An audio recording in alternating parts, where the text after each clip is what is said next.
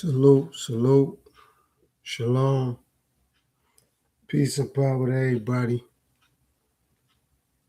I'm give people, as always, do some time to tap in. But I got some questions, and I'm gonna need some answers. Also, I'm here to be asked some questions to give some answers. So I'm gonna say that again. I got some questions. I need some answers, and also I got some answers for the questions. You know what I mean? But I'm gonna give people time to tap in. The weather's been beautiful. So I pray everybody's been enjoying the weather. However, enjoying the weather, don't be distracted by just sitting around outside. You know what I mean? Trying to get some of that good weather. Things do happen.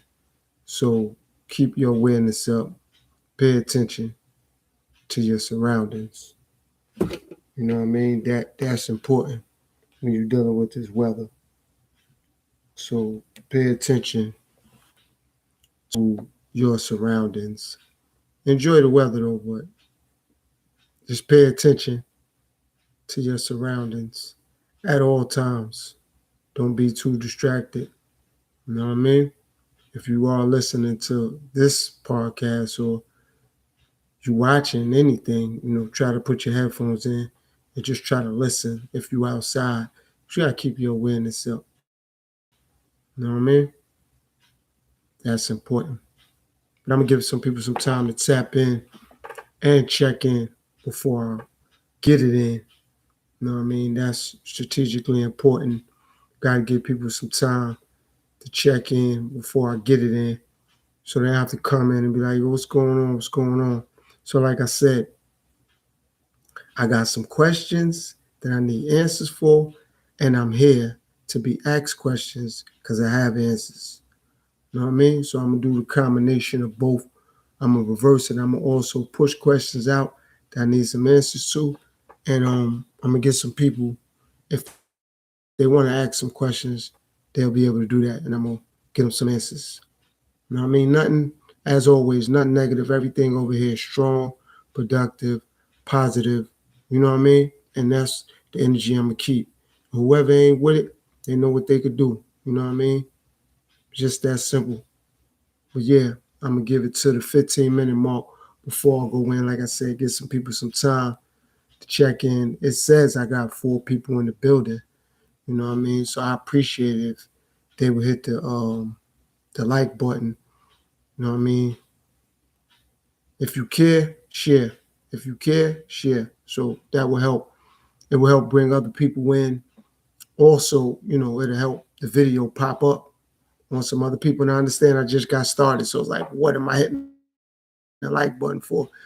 You ain't even really talking about nothing yet. It's just a point to get the video out to a big audience. You know what I mean? And I don't have subscriber mode on because I'm willing to allow people that's just sneaking and peeking.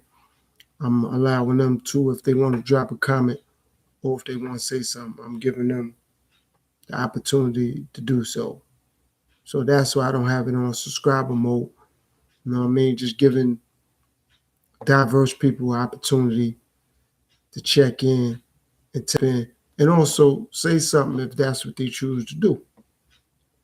So that's why I don't have it on subscriber mode, because I want to give some people the opportunity to say something. If it's on subscriber mode, then only people that sub to my platform can make a comment. You know what I mean? But yeah, like I said, I'm going to give it to the 15-minute mark before I do what I do and get it in. And like I said, if you out there sneaking and peeking, you ain't got to say nothing, but you definitely can hit that like button. You know what I'm saying?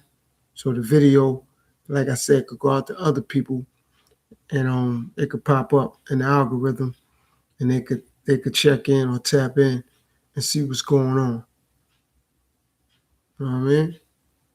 So yeah, overall though, thanks again to everybody that been showing me love since I made it to this 1K sub plateau. I got to get these watch hours up.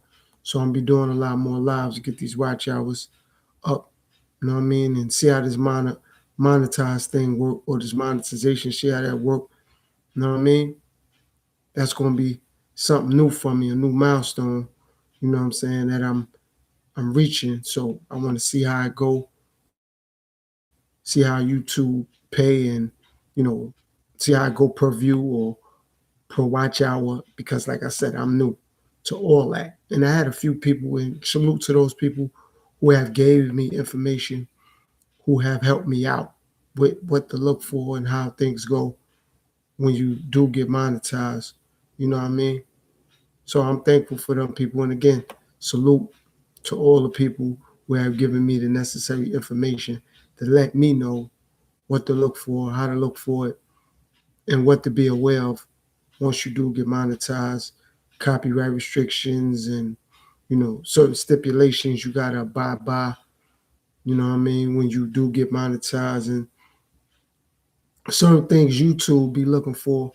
So when you do become monetized, they be a little bit more strict on your content, because now you got ads running with your content. So, the advertisers be on them about people that is on YouTube being more conscious and a little bit more conservative as of to what they say, what they do, and the content they push out. So salute to everybody that has given me the heads up about that, or have gave me the knowledge pertaining to that.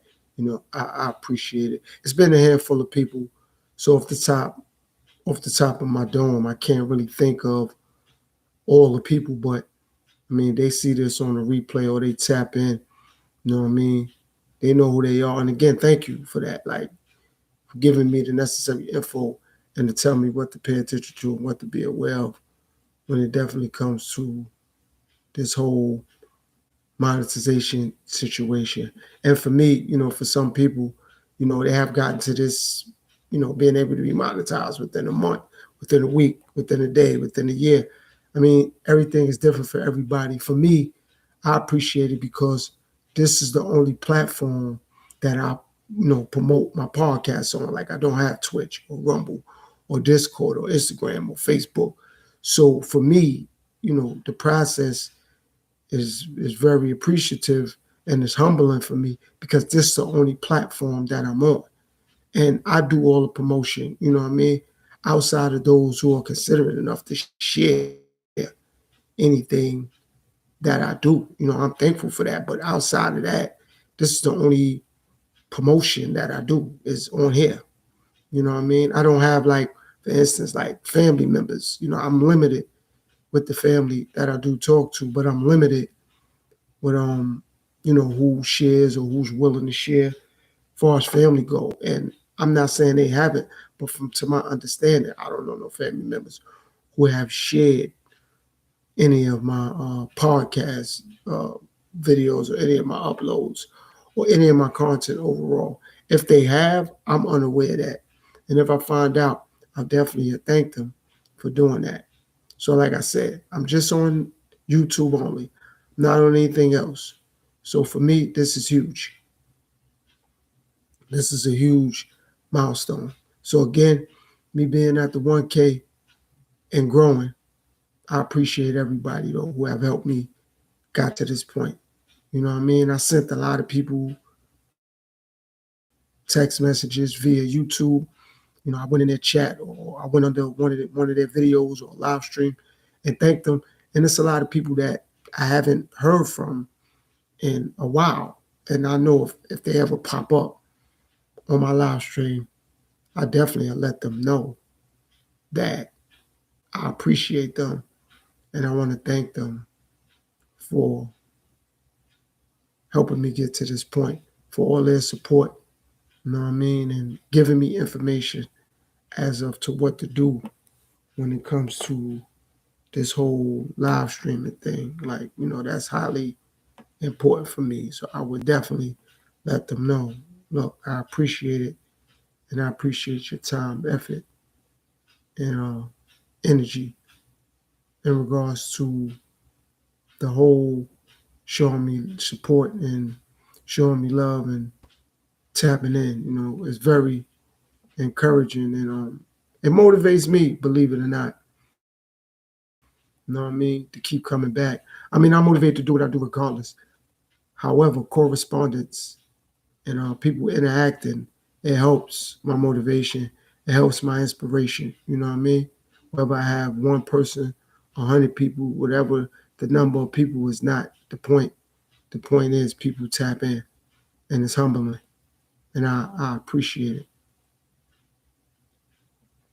So I got 5 minutes before I do what I do, because like I said, I got some questions that maybe people can answer. You know what I'm saying? And I also don't mind being asked some questions, and I'll answer them to the best of my ability based around the homework, research, and knowledge that I have been doing. So I'll see what the questions are, or see what the questions pertaining to. I don't mind being asked questions about myself and my platform. I mean, it could be other questions, but I prefer them to be pertaining to me and my podcast. Like I said, I'm going to answer other questions that people ask me, but I prefer them to be pertaining to myself and my podcast or my content. But like I said, it could be random questions. You know what I mean? I still answer them. However, like I said, I got some questions. You know what I mean? And I'm looking for some answers. Because I see and observe a lot of things, and it's not based off surely the internet. I'm just talking about in the world today, in society today, that I got some questions. You know what I mean? Some rhetorical questions. It's just like, it's amusing to me, the things that I see. You know what I mean? Some of the things that I pay attention to, you know what I mean, that I observe in my everyday life, you know what I'm saying, when it comes to when I'm out and about, when I'm traveling, or, that I see on the news, and, that pops up at times on the internet, not just 100% of my algorithm, just on the internet. And when I say the internet, only on YouTube, because like I said, I'm not on Facebook or Instagram, so I don't really know what goes on TikTok or nothing like that. You know what I mean? And I'm thankful I don't have all that, because a lot of it becomes white noise, and it just becomes distracting. So give it some time, and I'm going to do what I do. Overall, I hope everybody enjoying this good weather, though. No matter what part of the globe you on, I hope everybody enjoying this good weather. You know what I mean? It's been beautiful outside. So hope everybody's enjoying the weather. And like I said, if you are listening to this podcast and you outside, if you got some headphones, I would appreciate it if you put your headphones in. You know what I mean? If you still willing to listen, put your headphones in. And you outside, you try to pay attention to your surroundings. That becomes highly important. You know what I mean? Because, when you outside, you always got to pay attention. There's always something going on. So if you are outside, you know what I mean, and you listening, plug them headphones in and just listen. And, we going to ride. We going to do what we do. So I'm a couple minutes away. You know what I mean? And I'm going to get it in.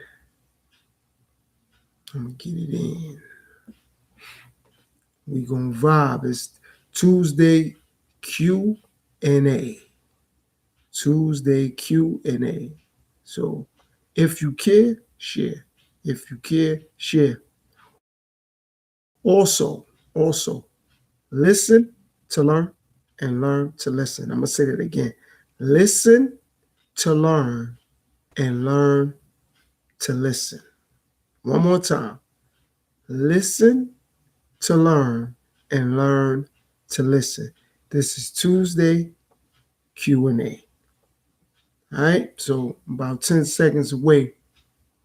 And until people, let me know they out there in the chat, I got some questions. I see there's a few people who that. Realist, what's going on, bro? Salute to you. Who else in the building?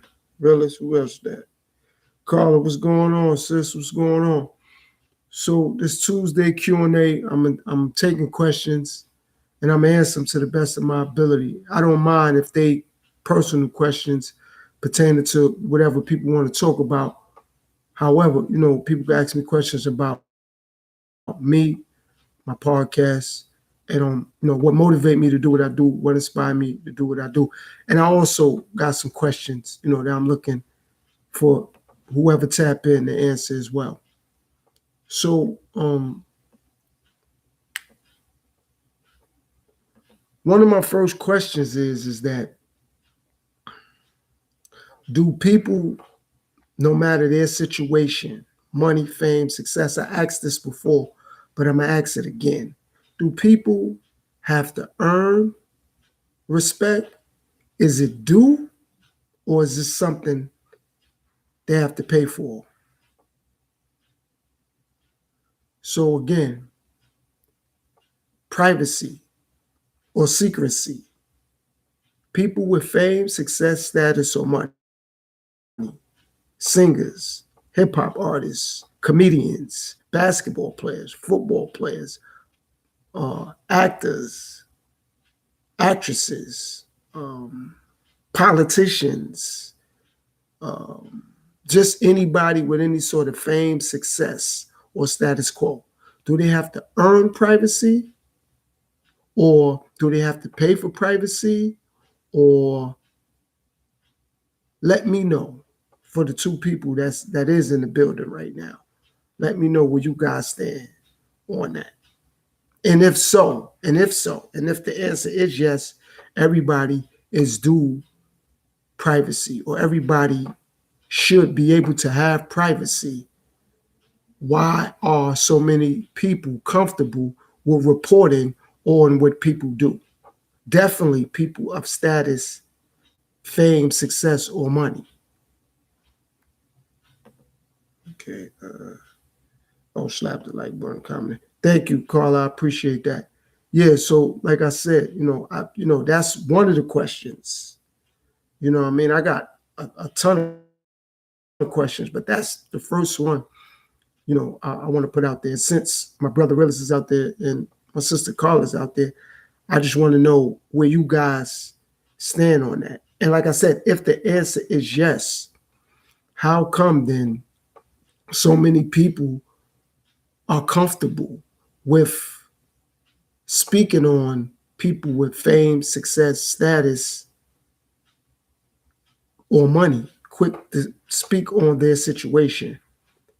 So a quick point of order in reference to that. For instance, Carla, you don't have a platform, but Realers do. So I'm gonna ask you this, Realers. So your platform blow up, right? Now you got fame, status, success, or money, or check mark. I'm gonna just say a check mark. So now you got a check mark next to your name, right? And you got fame or money or status quo, right? And now, for instance, you go to your barber. When you go to get your hair cut or your hair braided or you go get a shape up or whatever, right? And they may see you on your cell phone texting somebody, right? Now they may not say it's you, but they may tell someone else that may go back and say, yo, Willis, he like to do this, that, or that in his personal or his private life. A source close to me told me that. Now, would you take that as a sign of disrespect? Would you take that as a sign of them being intrusive? Would you take that as a sign of they're in your personal business? Like how would you? Because when we find out a lot of this information, it's somebody connected to these people that put things out there. Now, again, if they put it out there, then we ain't got to worry about the privacy or the secrecy aspect of it, because they said rapper or said singer or said actor or actress or comedian or athlete, or they put it out there, so we ain't got to sweat it. But if they didn't put it out there, and I'm not knocking people who reporting on it or the people who got the insight. No, I'm not knocking them or that. I'm just asking because I'm being observant, and I'm seeing that people who have success, fame, or status, people quick to put what they believe is their business out there, or comment on things that they do that's not connected to what they do. I like, this is what I do. I have a podcast and I make music. So if it ain't about my podcast or about my music, I really wouldn't want somebody reporting on what I do. I would want that privacy and or that respect or and or that secrecy, unless I put it out there. You know what I'm saying? Because I'm trusting somebody like my barber or my butler or my maid or my chef or whoever my landscaper, whoever I may have hired to do something for me. I'm trusting them. So I'm not trusting them to go tell my business. Let me see what you got, Willis. If I was a celeb, I know I wouldn't care for that to be the case, but I also would know it comes with the game, so I would just move accordingly. Okay, so help me out, brother. What come with the game? Like, so from and correct me if I'm misinterpreting what you're saying. So you're saying when you have fame, status, or success, that comes with that? That comes with, so people who have that, they shouldn't really be worrying about privacy and secrecy. So since they have status quo, they don't get that. But people that don't have it can get it easier.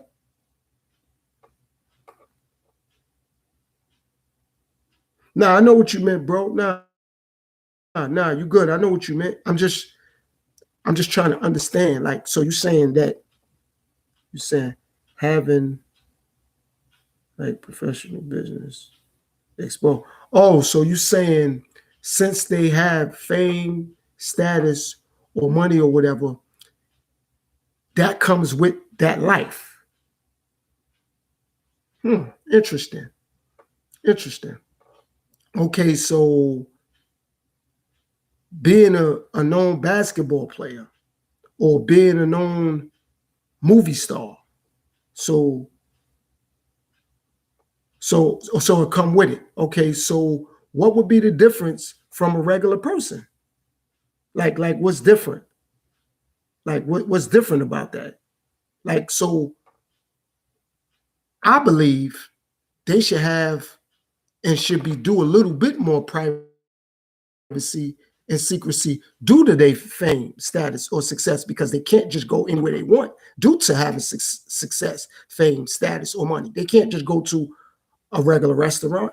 They can't just go to a regular movie theater. They can't just go to the mall like that, like without like security or bodyguards, because they're known. They license plate just shouldn't be exposed. Because somebody could be like, oh, that's their license plate. Let's type this in. Let's go to where they live at. See, I understand what you're saying. I don't have a platform, but I see a lot. It seems like more. Yeah, but see, right. Their life becomes an open book because, like I said, I'm not that popular with my music. I'm gonna use that. I'm not gonna use my podcast. I'm not that popular with my music. However, I've been around artists or other rappers that have a lot more popularity than myself. You know what I'm saying? I didn't see, I'm not gonna name nobody, but I didn't see certain rappers like, yo, I want to take a picture with you to prove to people I've been around such and such and such. But people that's close to me that can get access, for example, to my phone or to my photo album, like, yo, nah, you're my brother or my pops or my cousin. He done been around the studio with A, B, and C. I'm not gonna say nothing because they make music like me. I don't see them as other people see them as. I respect someone else's privacy. It don't matter what they do for a living. That's just me. That I'm just speaking for me.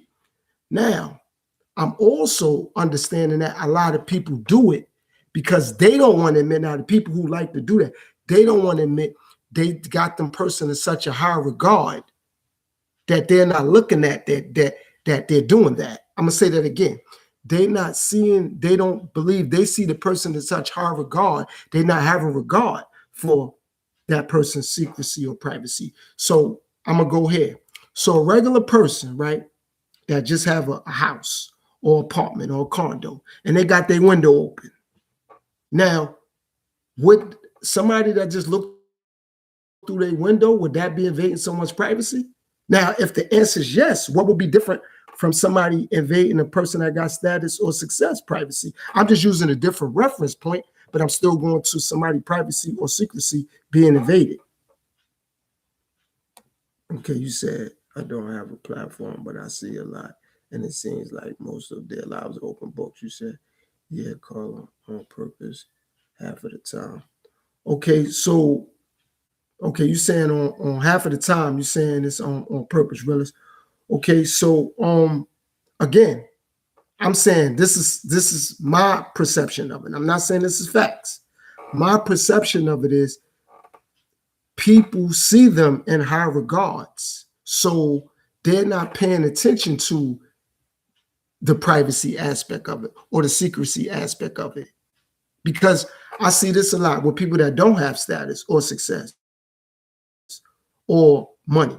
They'll tell their family or somebody else, yo, mind your business. And I respect that. So how come we can't do it when it comes to people that got status quo, when it's not connected to what they do or how they got their money? So for example, if it's a fashion designer and we may like the sneakers or the shirts or the shoes and the pants, okay, fine. If it ain't pertaining to that, why are we really worrying about what they do? I'm saying I don't do it. It don't matter to me, but I'm not saying you doing that, Willis, or you doing that, Carla. It's just, I'm just asking.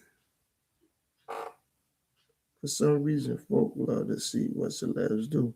Some people make them popular, especially if someone else is. Yeah, no, and I respect that, Carla. I'm saying they do what they do. I'm not questioning what they do. I'm questioning how come people don't think they should have privacy. That's what I'm saying. And then, okay, when they're not given privacy or they're not allowed to be secret and they do something to a fan or to paparazzi or to someone, why people like, yo, I'm a sue. Like I'm saying, everybody, don't matter who they are. From my understanding, they deserve privacy. It don't matter who you are. And from my understanding, once you get in a certain lane, it should be more of a reason for them to have privacy because they can't do what the average person can do. The average person could just go to Mickey D's or go to Olive Garden or go to Red Lobster or go to BBQs and it ain't going to be no issue. But they just can't do that without maybe a bodyguard or security or somebody wanting a picture or somebody wanting an autograph or something.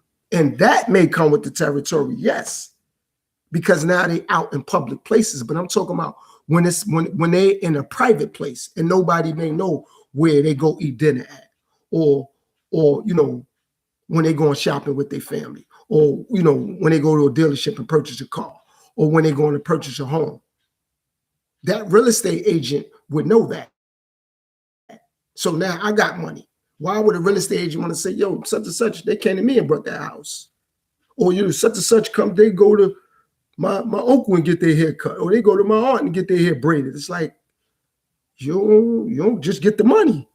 Just get paid. Okay, you said, I agree, celebs or not. Celebs or not. Right. That's where I'm going with this, Carla. That's what I'm saying. Like I'm saying, privacy should be privacy, just like hate should be hate. You know what I'm saying? Discrimination should be discrimination. It shouldn't be only white people could discriminate against me. Anybody could discriminate against me. Anybody could hate on me. You know what I'm saying? Hunger is hunger. It don't matter like who's starving. If they starving, we got to feed them. Hunger is hunger. Poverty is poverty. It shouldn't be only black people could go through poverty or white people could go through poverty. Or poverty is poverty. I'm saying that's how I see it. And I don't want nobody to agree with me because this is my platform either. If you guys disagree or whoever else out there disagree, I'm loving that. Because like I said, we're going to have a great conversation about it. Of course, privacy should be privacy, but for whatever reason, it's different. See, when you say that, realist, I'm not trying to be combative. I'm just trying to, what, no, you said for whatever reason. What's like, give me some reasons. Like, give me, okay, I'm asking that question to ask. This is like when certain people that look like me believe that they being discriminated against, they'll say, you know, white people just don't like black people, or Jewish people just don't like black people, or black people just don't like white people. It's like, what, that to me is not justifying somebody having a mean spirit. You know what I'm saying? Like, I can't say somebody don't like me because I'm black, or I can't say all black people got bad attitudes. I can't say all Asian people own Chinese restaurants. I'm not gonna stereotype nothing to nobody. So you said for whatever reasons.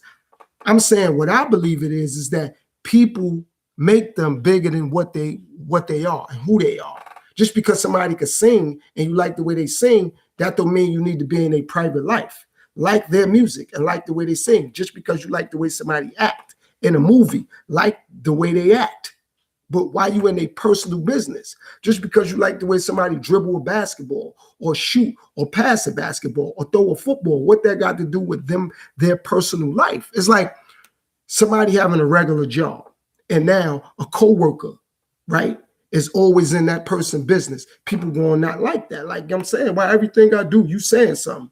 Okay, yo, they punched in at 9 o'clock. They sat at the cubicle at 9:15.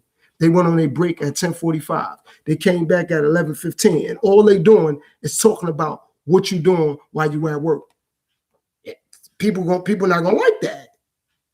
And I'm saying, I think about it like that, and I ask these questions because, like I said, I might not be popular when it comes to my music, but I've been around people who people be like, damn, I didn't know he knew him. If I upload a picture with somebody that somebody else gonna think is somebody else, they're gonna be like, damn, he ain't that popular with his music, but how he get around such and such?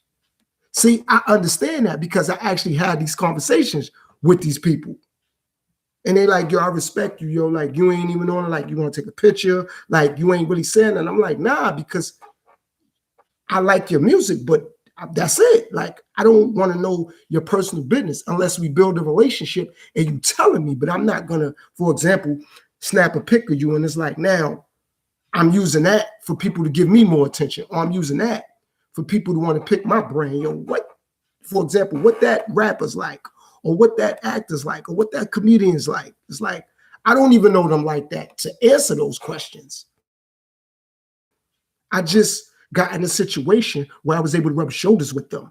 So I might have went to a studio one day and a rapper might have been there that somebody else might think, oh, wow. Or I went to a venue and performed and was able to take a picture with a comedian or with a basketball player or with an actor. You know what I'm saying? Like that. Like, so for me, I get it because I've been around certain people.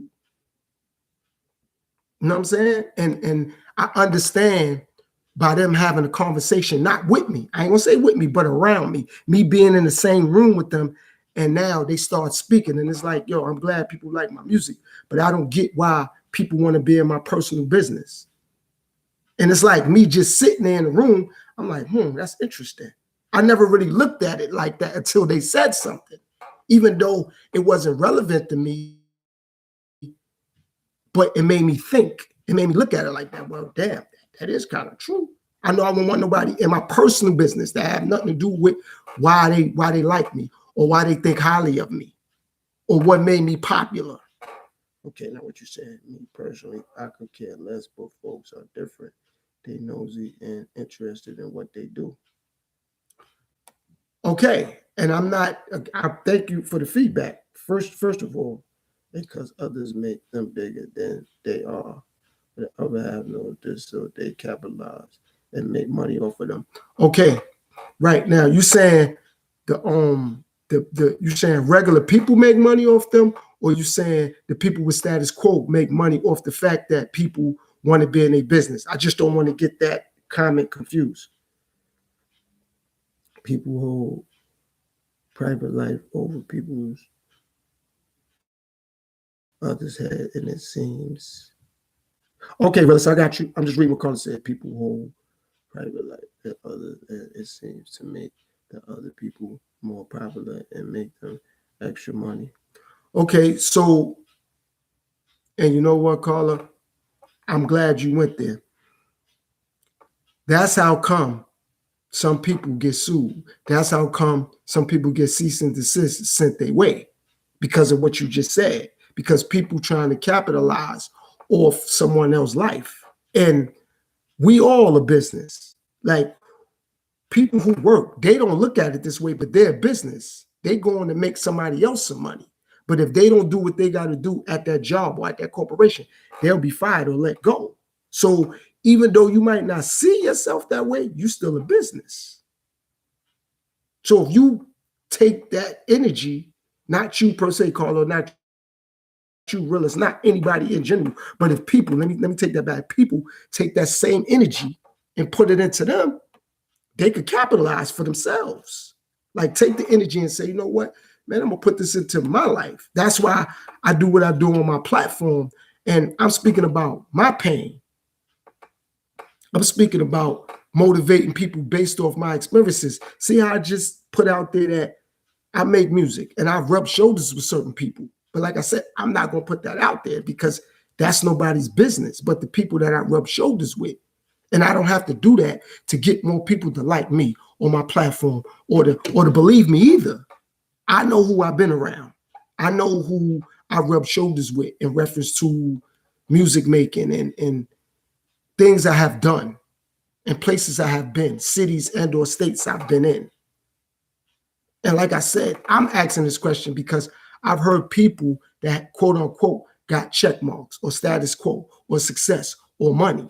I've heard them say it. And like I said, before they said it, I really didn't think about it until they really put it out there. Like, nah, I'm saying, I don't really have no issue. I appreciate people, for example, supporting my movie or supporting my music or supporting my show or whatever. But I just believe, people go too far. When they say they're a fan, they more of being nosy than being a fan. Because when you're a fan, you're only worrying about what I'm doing that you like. You're not worrying about what I'm doing that's not connected to what you like. You know what I'm saying? And some people try to have a personal relationship with people with status quo. That's the thing. That's why some people that do have status quo, that's why they move the way they move. Power and financial gain, right, Carla? Folk get hurt by doing all that too. Realist, that was the next thing I was about to say. That's a hundo, bro. That's a hundo, bro. People get hurt. People get hurt because they don't know how to separate. It's like, I got this podcast. I appreciate people who show me love.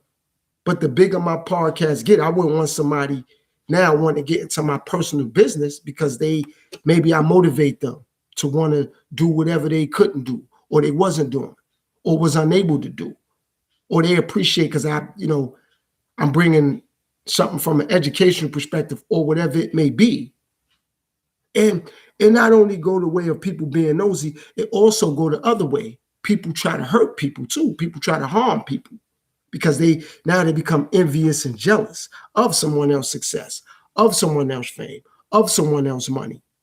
That's why if you just like what someone does, keep it there. So you don't personally get hurt and you don't try to hurt them. So you just keep it on, okay, well, I like the way that person play basketball. I like the way that person act. You know what I'm saying? I like that person clothes.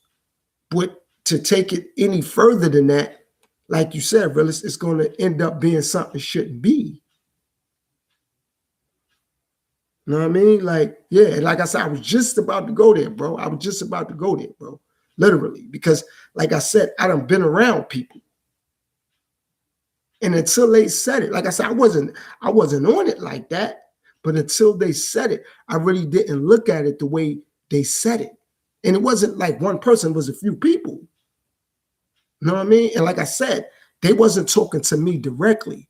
I was fortunate to be in the same environment or the same room as them or the same club or studio or wherever we were, sound stage, wherever we was at, or around the same producer or director or wherever we was at. And it's like, wow. And I'm thankful I could even admit this. The people that was with me didn't do it to them either. Like the people that was with me wasn't overwhelmed. They were just like, all right, that's such and such, shook their hand or gave them a hug. And, you know, if I asked for a photo or whatever, I was able to get a photo. And the people who was with me wasn't like, yeah, let me get the picture. They were just like, they stood back. And I told the people I was with, I appreciate that.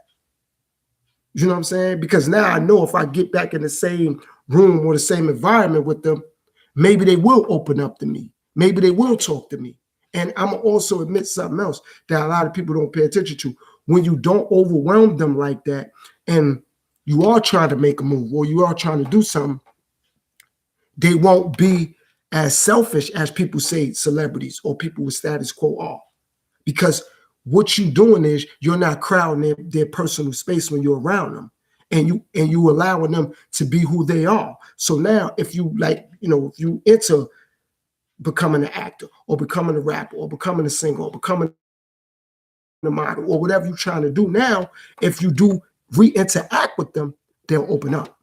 That's something I learned because I was around somebody that was making music and they rubbed shoulders with me again. It was like, yo, what ain't you such and such and such and such? Yo, I remember you from the last little situation. Yo, man, yo, you doing your thing. Keep doing what you're doing. And I'm like, yo, yeah, I thank you. I appreciate that.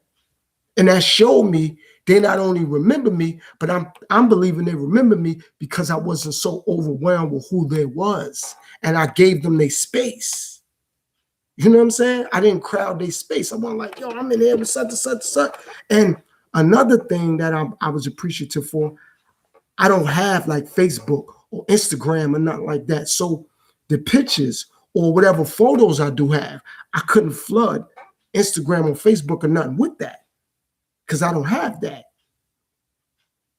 And I didn't ask them, yo, you on Instagram, yo, I'm gonna follow you. I didn't have none of that. So again, maybe it's just me, but I believe, excuse me, maybe it's just me, but I believe if some more people, not everybody, but some more people take that approach, I believe some people could get even closer to these people that have fame, celebrity, or status quo. Because now, for one, they won't feel uncomfortable. For two, you won't be crowding their personal space if you happen to be in the same space as them, in the same room, in the same club, in the same studio, in the same whatever that space may be. Because now they're not going to feel like, oh, there's just another person that's in awe of who I am or what I do. You know what I'm saying? Because some people ain't on it like that. Some people that do have status or celebrity status or status quo love that, but some people don't. And it's hard to really find out who, just like when some people meet some people, they don't like their attitude. Meaning, when some people meet the people that's got the star status and status quo, some people don't like their attitude. And they may have that attitude because they always intermingling with people that's just doing what I said, crowding their personal space. And they can't be comfortable in that setting. So if somebody can go to a restaurant with somebody that got money at and see them, and it's like, oh, that's such and such, they're probably uncomfortable because they can't enjoy a meal. Or they can't enjoy their woman or their man or their kids because like that person keeps snapping pictures or keep looking back. Or they on their phone like, you ain't gonna believe who I'm eating in this restaurant with. Or you ain't gonna believe who I just seen leave this sneaker store or this shoe store or the Louis store or the Gucci store. Or you don't believe who just copped the chain or bracelet or ring or whatever. You know what I'm saying? And they like, So, like I said, for me, I'm thankful that I wasn't like that. And I'm not saying other people should be that way. Again, I'm speaking for me.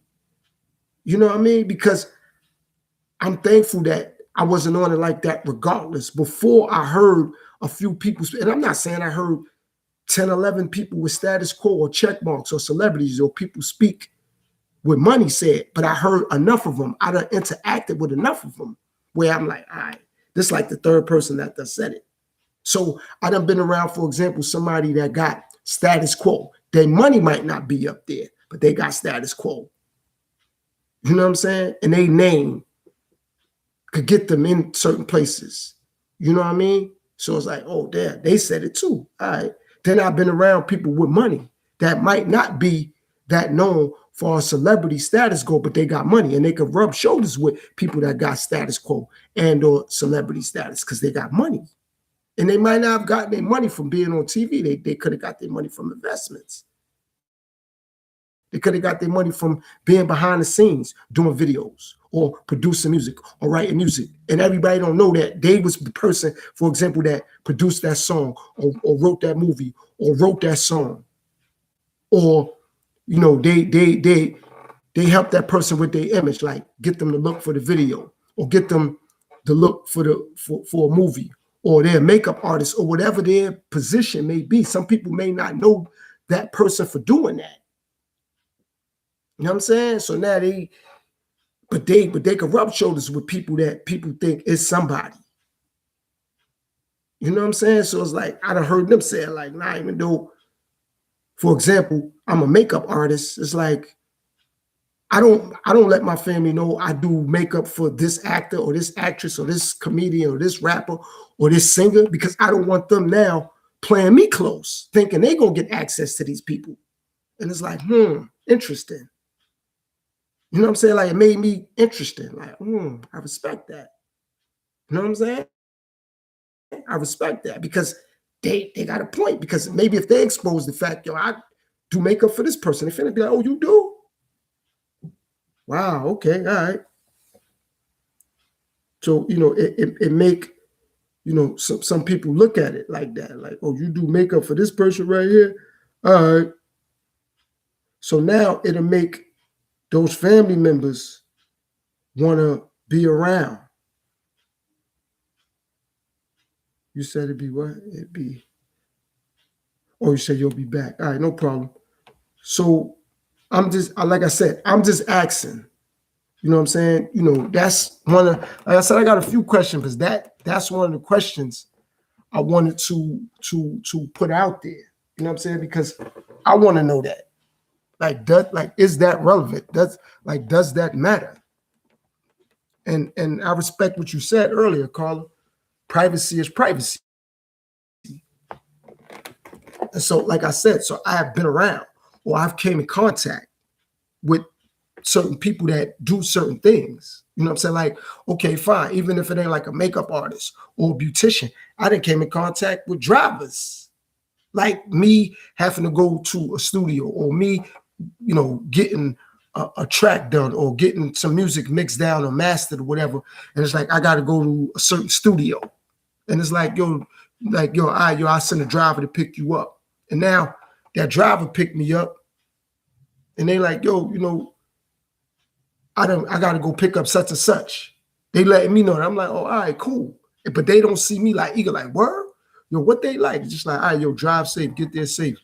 You know what I'm saying? And that driver may come back with said rapper or said singer or said producer, you know what I'm saying? Or said director. And it's like, yo, he's still chilling. Like, he ain't overwhelmed. And I'm understanding that'll make people want to rub shoulders with you, want to deal with you because you're not eager. You're not like, yeah, no, I'm trying to be around this. You're just chilling. Like I said, some people be like that. Some people don't. So that's why, like I said, I wanted to ask that because I done been around that. You know what I'm saying? And I get it. And it was at one point, it was like, damn, well, why this person acting conceited or stuck up over? And it's like, nah, they're not really conceited, or nah, they're not really stuck up. It's just people invading they space. You know what I'm saying? It's like that. And it's nothing wrong with wanting an autograph or wanting a picture. Like, I believe it there. Like, if you want that, I can hear. You get that. You get a picture or you get or leave it like, you know what I'm saying? Because they're still a person. Despite success, fame, or money, they're still a person. Now, if they're not human, that's different, but they're still a person. So what person at times, I ain't saying all the time, but at times don't want privacy or don't want space or don't want people in their personal space? You know what I'm saying? Like, Sometimes people see certain people that got status quo money, and they probably haven't ate all day. They probably haven't sat down all day. They probably wasn't able to take a load off throughout the day. Like just from when they came out their home or their house or whatever, they villa or whatever they property or whatever, they probably had to take pictures. They probably had to shake hands. They probably had to hug. And now when you see them or you roll up on them, maybe they're just exhausted. You know what I'm saying? It's like having a regular job. It's like when you get home, you just want to chill for a minute. You just want to sit down and eat, or you just want to take a shower. Whatever you want to do, you might not want to attend to your phone. You might not immediately turn the TV on. You might not immediately get back to voicemails or text messages. What that mean? You conceited too? And you're a regular person. But I'm saying people with status quo, what people don't think is like they don't go through that. People, like I said, I'm not as popular as people I rub shoulders with. This is how I can have this conversation so easily, though. Because, like I said, I've been around it. I get it. I get it. Like some people that know me like that on that level know I've been around that. Like going to the studio and, okay, this person might not have went platinum, but they went gold. They got a record deal and they dropped me off. Like me growing up in Brooklyn and me being from New York. Okay, they might drop me off in Manhattan. Instead of like, I ain't gonna spin you all the way back because I'm by myself. Or I got my security. I don't really feel like going through all that. I got my bodyguard. I'm like, I'm gonna drop you off right here. It's like, I appreciate that. You know what I mean? And I'm not saying that I've done music with these people, but I'm saying I've rubbed shoulders with them. You know what I'm saying? I have maybe dealt with the same director they dealt with, or the same producer they was dealing with, or the same person that do choreograph or whatever, or just getting advice from people that they've been around when they was in the predicament or the situation that I'm in. It's like, okay, well, this person is good with grooming. This person is good with imaging. This person is good with packaging. This person is good with putting a bio together. This person is good with publishing. This person is good with copyrights. You know what I'm saying? So now you gotta, when you growing and you ascending to get to a certain level, you're gonna have to rub shoulders with certain people. And some people just around people because they have a good relationship with them. It's not about what they do no more. You know what I'm saying? It's like that. And some people just ignore that. They don't care because it's like they want what they want. So if regular people deserve privacy, how can people that got status quo that is subject to more than them, how they to me, it should be more respectable for them to have privacy because they can't do what typical or average people could do though. Average people could just go where they want to go with their girl or with their husband or with their wifey or with their kids or with their family. They could just go to the mall and spend money and they ain't gonna be like, oh, that's something. They good. But that person that got status quo, they just can't do what the average or typical person could do though. And like I said, when some people see them, they might have been doing a lot throughout the day or through the course of time. So when people see them and say they got a bad attitude, you don't know what they was going through the course of a day. That's why I gave a regular scenario with somebody that have a job and now they home. Do people immediately respond back to certain text messages, certain voicemails, or certain emails, or they worried about getting something to eat, or they worried about taking a shower, or they worried about doing whatever they was doing because they was working all day? So now think about a rapper, or think about a singer or basketball player. They was working majority of the time during the day, or whenever people may bump into them. So it's like, it's not that I don't really want to hug nobody or take no photos or interact. Man, I was doing this all day. I'm just really trying to eat right now. I'm really trying to relax right now. And other people may say, I'm like, damn, they got a bad attitude, or damn, man, they stuck up. It's not that. You're not being mindful because you just want to be caught up. Like, that's still a star. That's still such and such.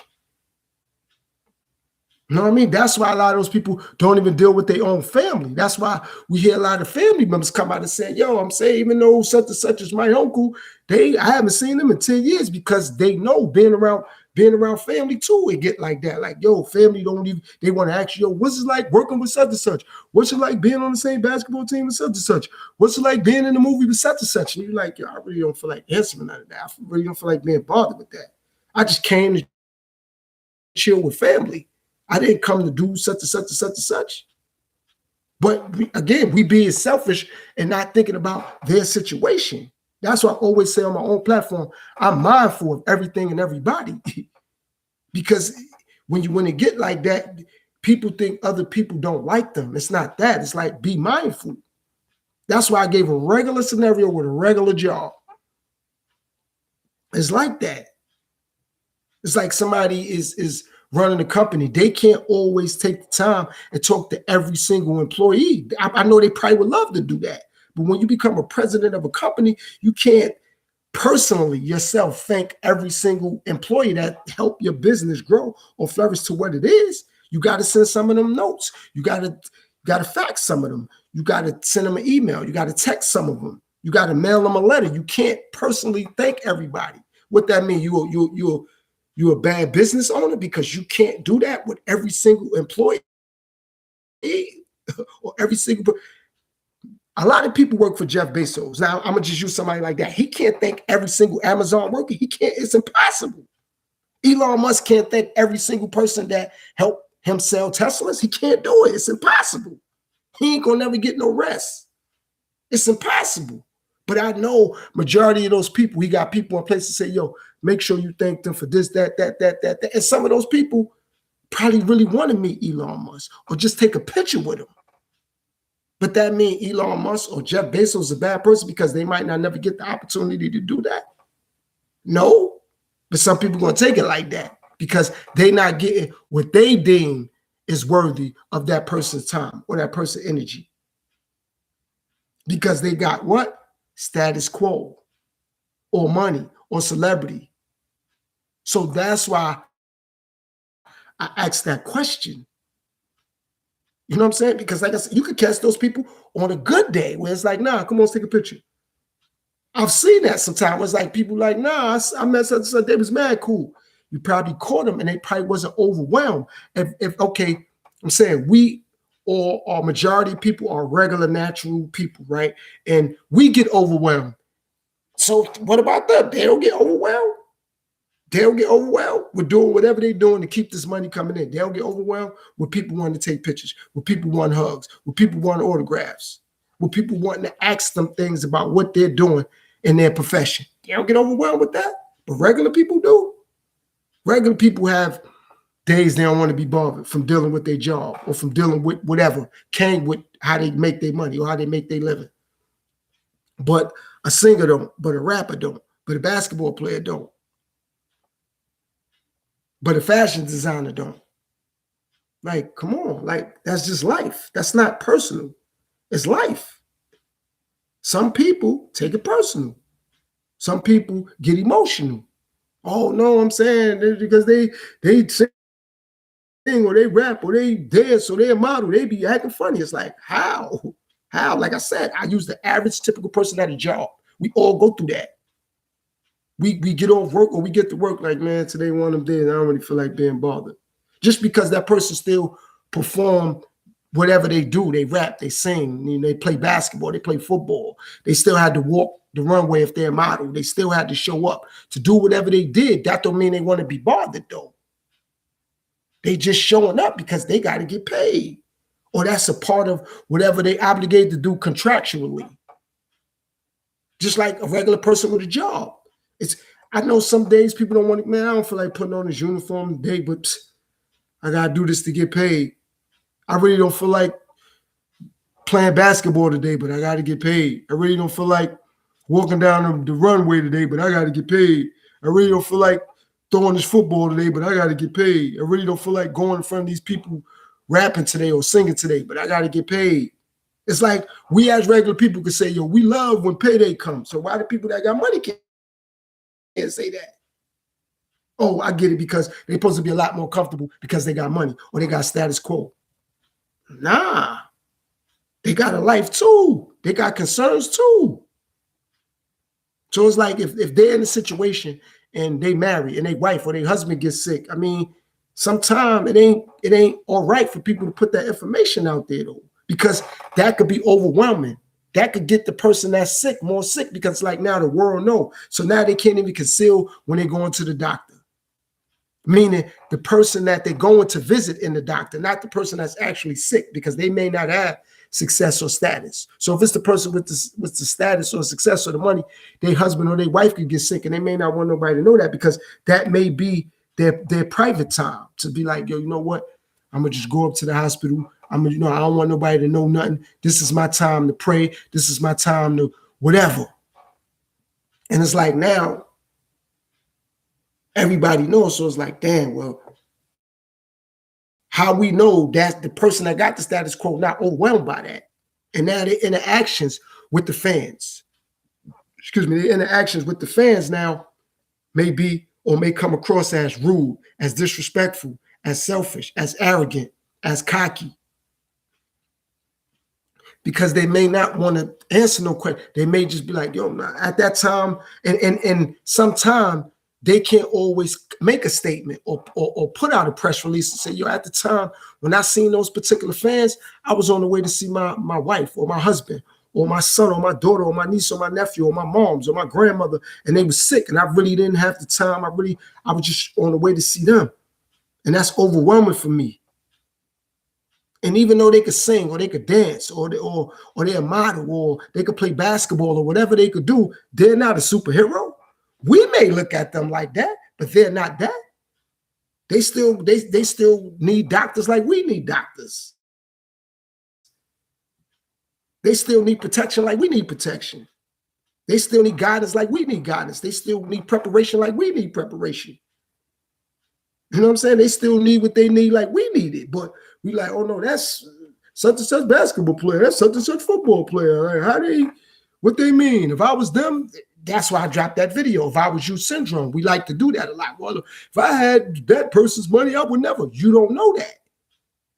You don't know what it's like to have or be in someone else's situation. It's like we all living how we living. Some family members are not living as good as other family members. We all got people in our family, for example, that may be making $150,000 a year. It's to people that's making 40, 50 grand or 60 grand.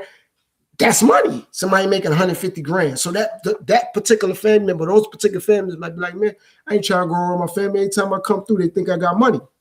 You know what I'm saying? So imagine the people who got it, how they think. And the people who got 20 million in their account, for example, they're like, man, I can't even go around my own family. Anytime I come through, they ask me for money. They don't even want to know how I'm doing mentally, spiritually, psychologically. They just like, yo, buy me a car. I need money. Yo, cousin so-and-so sick, or so-and-so sick, you gonna help with the doctor bills? It's like, well, damn, what about me? You know what I'm saying? Like, what about the things I'm paying for? People don't know they got the mansions and them houses and all that property and all them luxury cars. They got to pay for all that stuff. You know what I'm saying? And sometimes when you do things for other people and you can't use it as a tax write-off, you, no disrespect to family, friend, or foe, but you can't get that money back.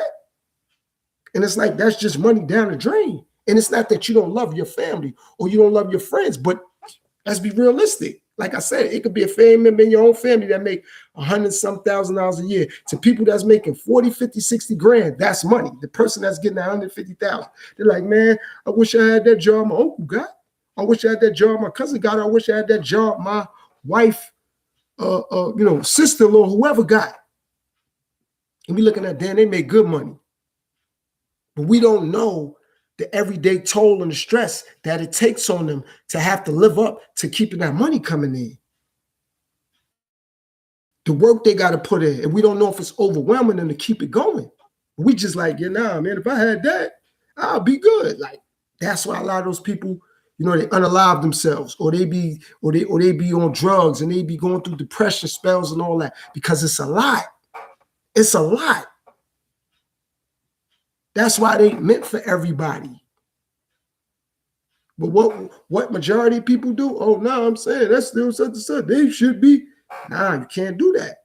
Like, it's even on the internet. We see some people that be having millions of subscribers, the stress they be going through, things they be dealing with when they finally get interviewed by somebody else, or they talk to somebody else like, damn, I didn't even know they was going through all that. I thought they was good. It's like, nah, we don't know. That's why a lot of them people break down. Because all we looking at is we see from the outside perspective. You got to be in that person's circumstance or situation to literally and logically understand what they're going through. And that's not simple and that's not easy. But what we do, we sit back and say, well, no, they should be good. I'm saying, how she gonna cheat on her husband? He got all that money. How he gonna cheat on his wife? She got all that bread. It's like that may not be making them happy, having what they have. Or if they have what they have and the money is not the issue, it may be what I'm saying. They can't go amongst civilization without it always becoming an issue. They can't even go sit down and eat nowhere. They can't take their family nowhere. That's why a lot of people who do get money, they be trying to go to other countries and all that where people really don't know them like that. So they could get a breather. So they could just walk around freely without somebody like, oh, that's such and such. Can I get an autograph? Can I take a picture? Can I have a hug? And again, it's not that they don't want to do it, but when you always doing it, it's like, can I get a break? And when you want to break or you don't want to be involved, oh, they got a bad attitude. They cocky. They arrogant. They think they all that. All I wanted was a hug. All I wanted was a picture. Damn. Like I said, it's not that they do or don't want to do it. You can catch them at a bad time when they probably having a bad day, because we all have those, though. We all have them. We all know life ain't perfect. So how we expecting them to live up to a certain criteria because we like their song or we like their music or we like the way they play a sport or we like the way they act? You know what I'm saying? Like, okay, that's that. That's not after that.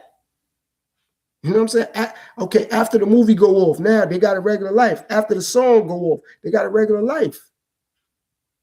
After they come down Project Runway from being a model, they got a regular life.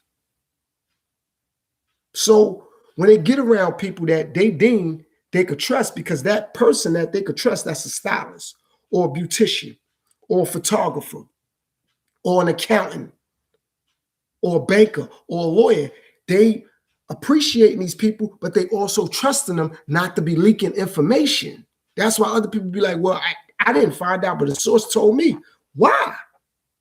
Why? They trusted you, for example, with their makeup, with their wardrobe, with their bank account, to take their kids to school, to prepare meals for them, to clean up their house, to mow their lawn. Why you worrying about what they doing that ain't got nothing to do with that? Like, yo, this person, they got 5 wives. They got 7 baby mothers. They got, like, they're gay. It's like, what do that have to do with the fact of what you in position to do? Do that.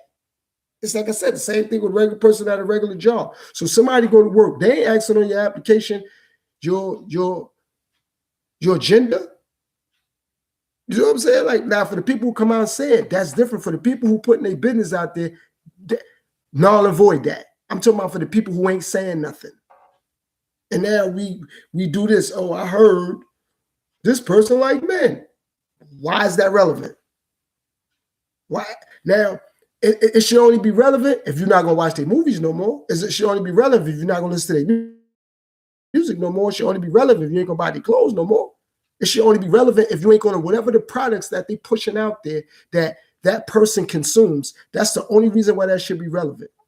If you're like, yo, this person is a womanizer, man, I'm not buying these sneakers no more. I ain't no problem. You know what I'm saying? Yo, this person don't take care of their kids. I'm not going to watch their movies any longer, or I'm not going to buy their DVDs any longer. No problem. But if it's not pertaining or connected to that, why does it matter though? Like, why does it literally and logically matter?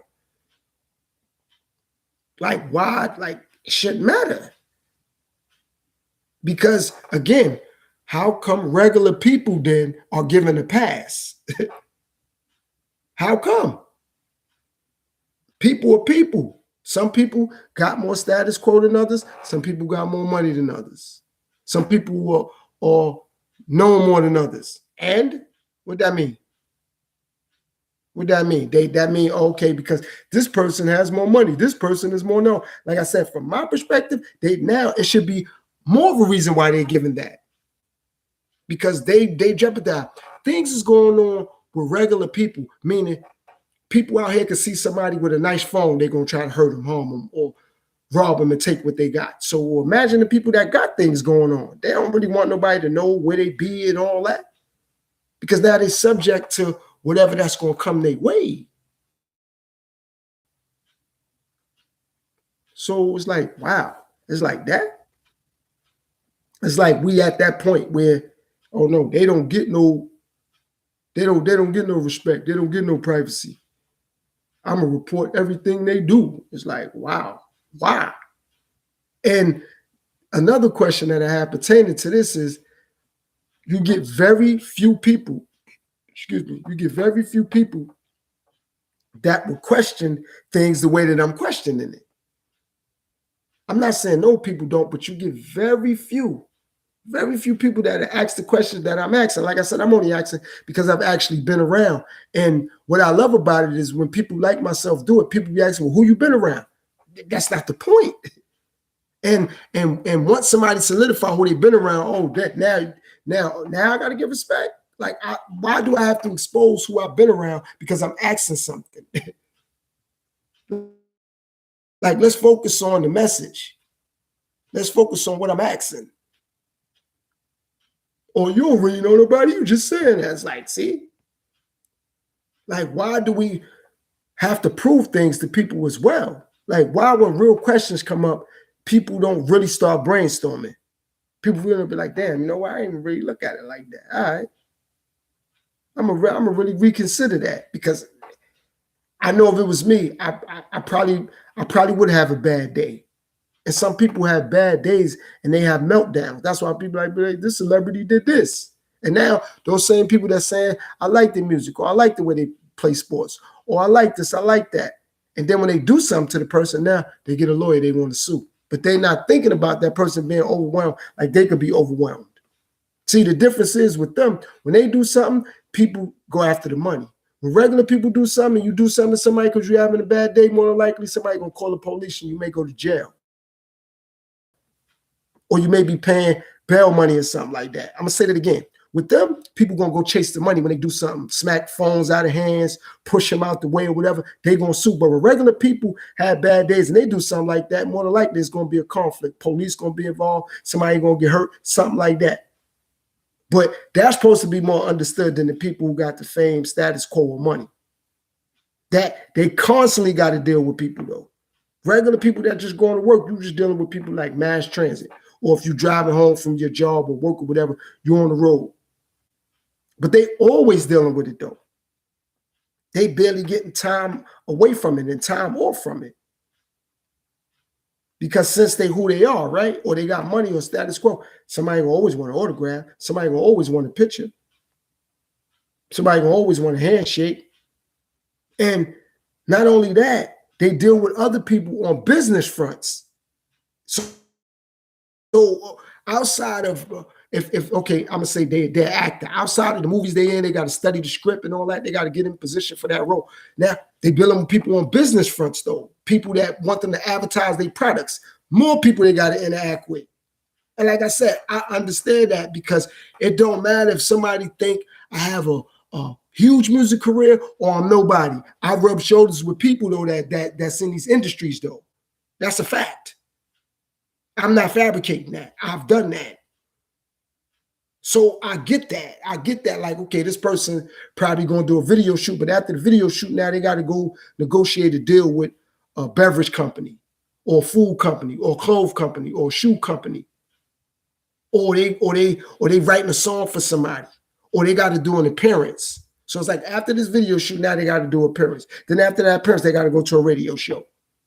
And then after that, they like, then I ain't even eat all day. Now let me go get something to eat. When I got up, all I did was had a cup of coffee to get my day going. Now, okay, let's just say they did 3 things and it's 6 o'clock in the evening. And now they intermingling with fans. Can I get an autograph? They've been up, or they running on fumes.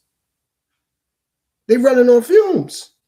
But if they don't give up that autograph or a hug or act polite or wave somebody expecting that, damn, they got a bad attitude.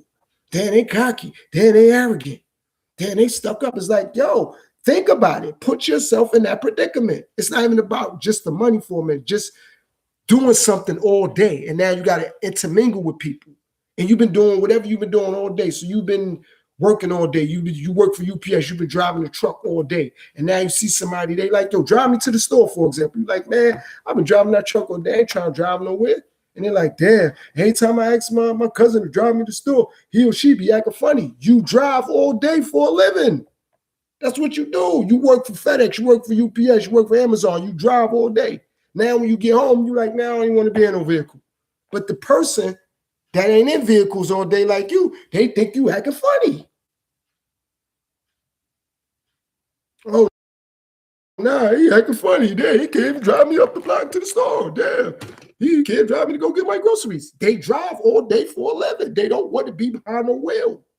They drive all day and they moving boxes all day. So you think now they want to drive you somewhere and they want to help you with the bags? Because more likely they probably gonna have to help you with the bags too. Or help you bring the groceries in if you got multiple bags. And it could be their moms, it could be they pops, it could be their wifey or their husband or their kids. But it's like, damn, yo, I'll drive all day. I don't feel like doing that. And it's like, damn, man, how you gonna come in here with a bad attitude? You don't have a bad attitude. We all go through that. It's called life. It's called life. But we put names and stigmas on people because we frustrated because we don't want to think. We want to just jump out the window with overreactions and emotions. That's why I say logic, keep that high and keep emotionalism low. Try to think your way through circumstances and situations. You know what I mean? Try to do that. But what people do, I feel. And that's why people have issues a lot nowadays because people believe what they feel make them right. I feel a lot of things, but so it don't make me right. I feel that. That's how I feel. But when we deal with people that got status quo or money or success, they supposed to be a lot of understanding there or so much understanding there. And I'm confused because it's like, why? And like I said, I brought this to my platform today because I've been around that. And I was around it recently though. Because like I've been telling people that have been tuning in and tapping in, I recently got back into my music. So I've went around certain people now recently. Now I know what I've been exposed to in the past, but recently, and it was brought up again. So I'm like, yeah, this is a problem. This is an issue. This is an issue. And it's interesting to me how people want to ignore it. Like I said, that's why a lot of those people that have status quo, fame, success, or money, you hear their own family come out. You be hearing some people, kids like, nah, that's my pops. He ain't been around me in like 10 years. Cause it's like, I don't want to go through that. I don't want to deal with that. And it's not that people, they stingy. No, it's not that. They don't want to go through that. People, everybody get overwhelmed. So just because who they are, why they can't get overwhelmed? Why is that? But the average person that just going to work every day, they could get overwhelmed. But a person that got millions of dollars or success or fame, they can't get overwhelmed. Why not? Why they can't? Where is it at in the bylaws that say they can't get overwhelmed? Where's that at? Why they can't rest? So if it's a basketball player, they play 82 games. And if they make the playoffs, depending on how far they go, look. So you're talking about almost, if they make the playoffs, like 90 some odd basketball games. They traveling for various cities, different cities and states and all that. They got to sign things when they at the game and in the arena. Then after the game, or sometime before the game, they got to talk to the media. Well, how you feel about this? What you going to do to try to win the game? Okay, that's talking right there. They talking when they're on the court. They talking during timeouts. So now when they ain't doing none of that, people upset when they want to have a conversation. Now me getting deeper into that, if it's an athlete, I'm saying people are selfish. Because I know if I play ball, I might have to talk before the game to the media and or my coaching staff and or my teammates. I got to talk during the game with my teammates and all the coaches and the referees. And I got to talk after the game. I don't feel like talking. I don't feel like talking. But if I don't say nothing and I'm a basketball player, oh, he's a hater, he this, he that. I just broke it down, all the stuff they doing. They may have to talk before the game to the media. That's one conversation already. And they talk to multiple media people, ESPN, TNT, TBS, CBS, NBC, ABC, whatever network. They talking to all these people. But when you see them, you're supposed to just be easy to sign a jersey or easy to have a conversation with them or easy to do whatever you want them to do. But you ain't consider none of that stuff they've been through. We ain't consider none of that, but they supposed to just have a conversation with you. And if they don't, oh no, they this, they that, they that. How they all that? Was you really considering it? Like when you go to work, you got to intermingle with your coworkers. You got your assignment for the day, whatever you do for a living, whatever that is.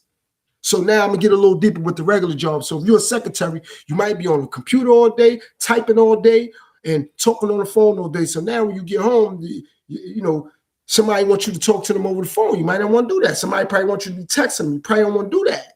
And it's not that you're a bad person. You've been doing it all day. You've been on a laptop all day, typing and texting. Because that's what your job title may consist of. So now when you get home, like, man, I don't really feel like typing my sister back. I don't really feel like texting my brother back.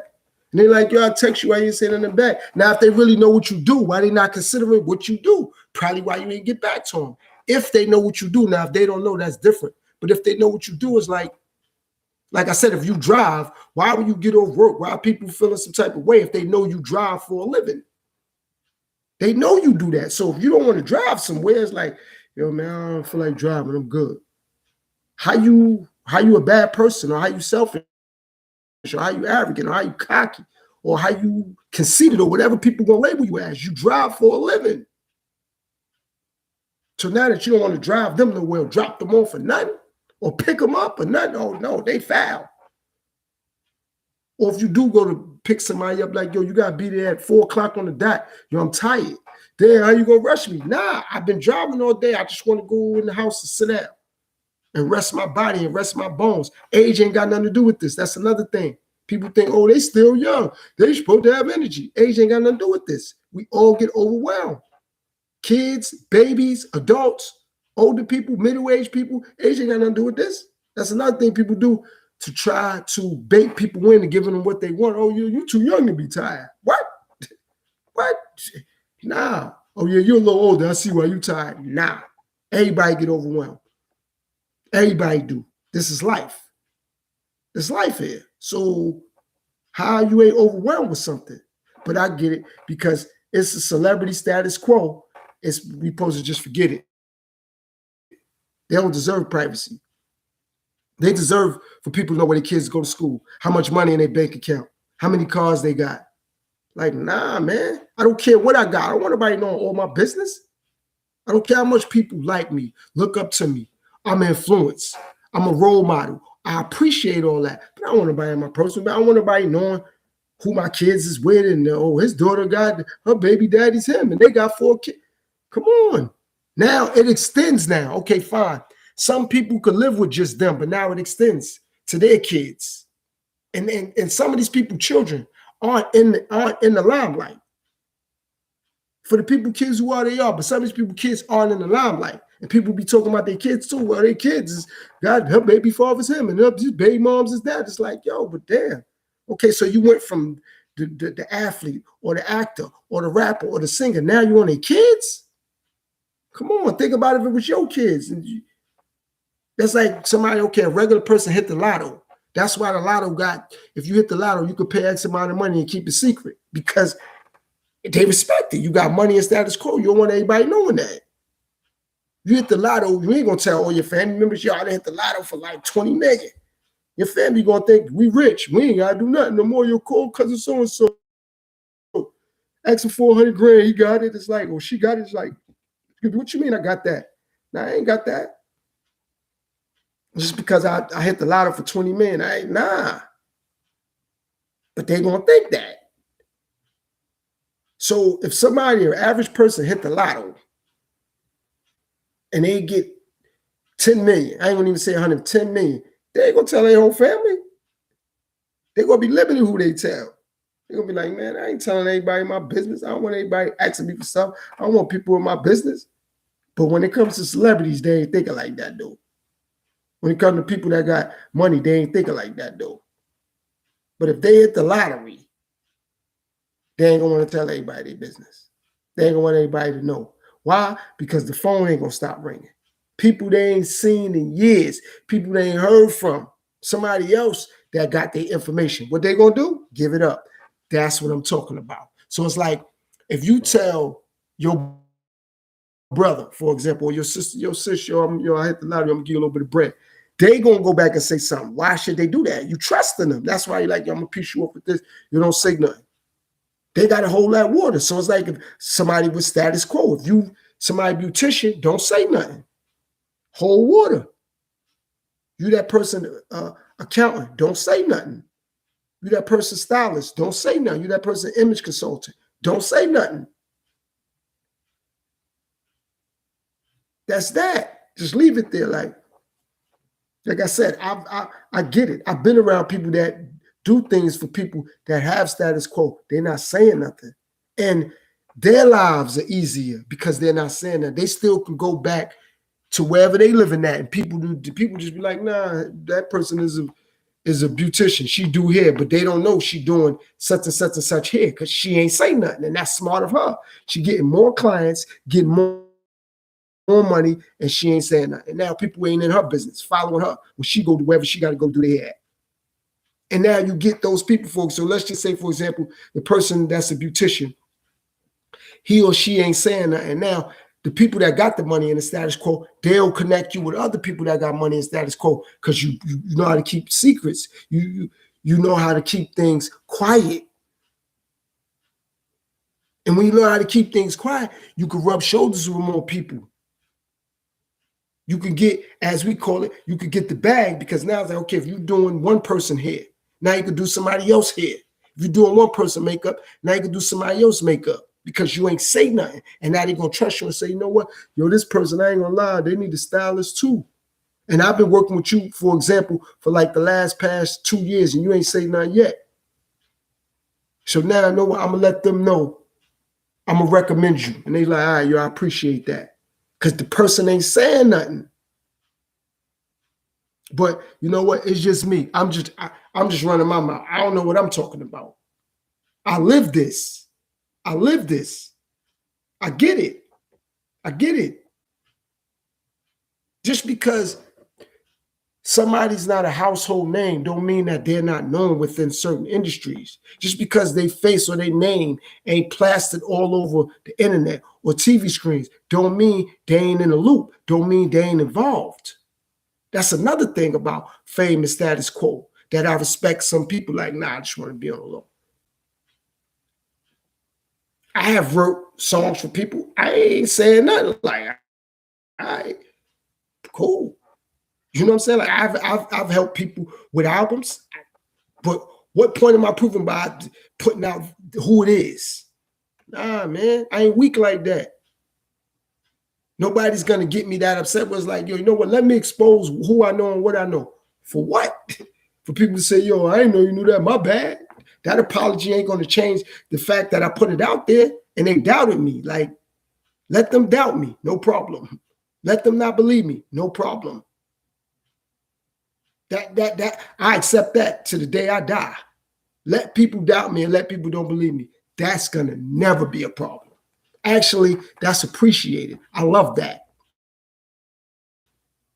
Because that's not gonna change the circumstances and or the situation, though. It's not gonna do that.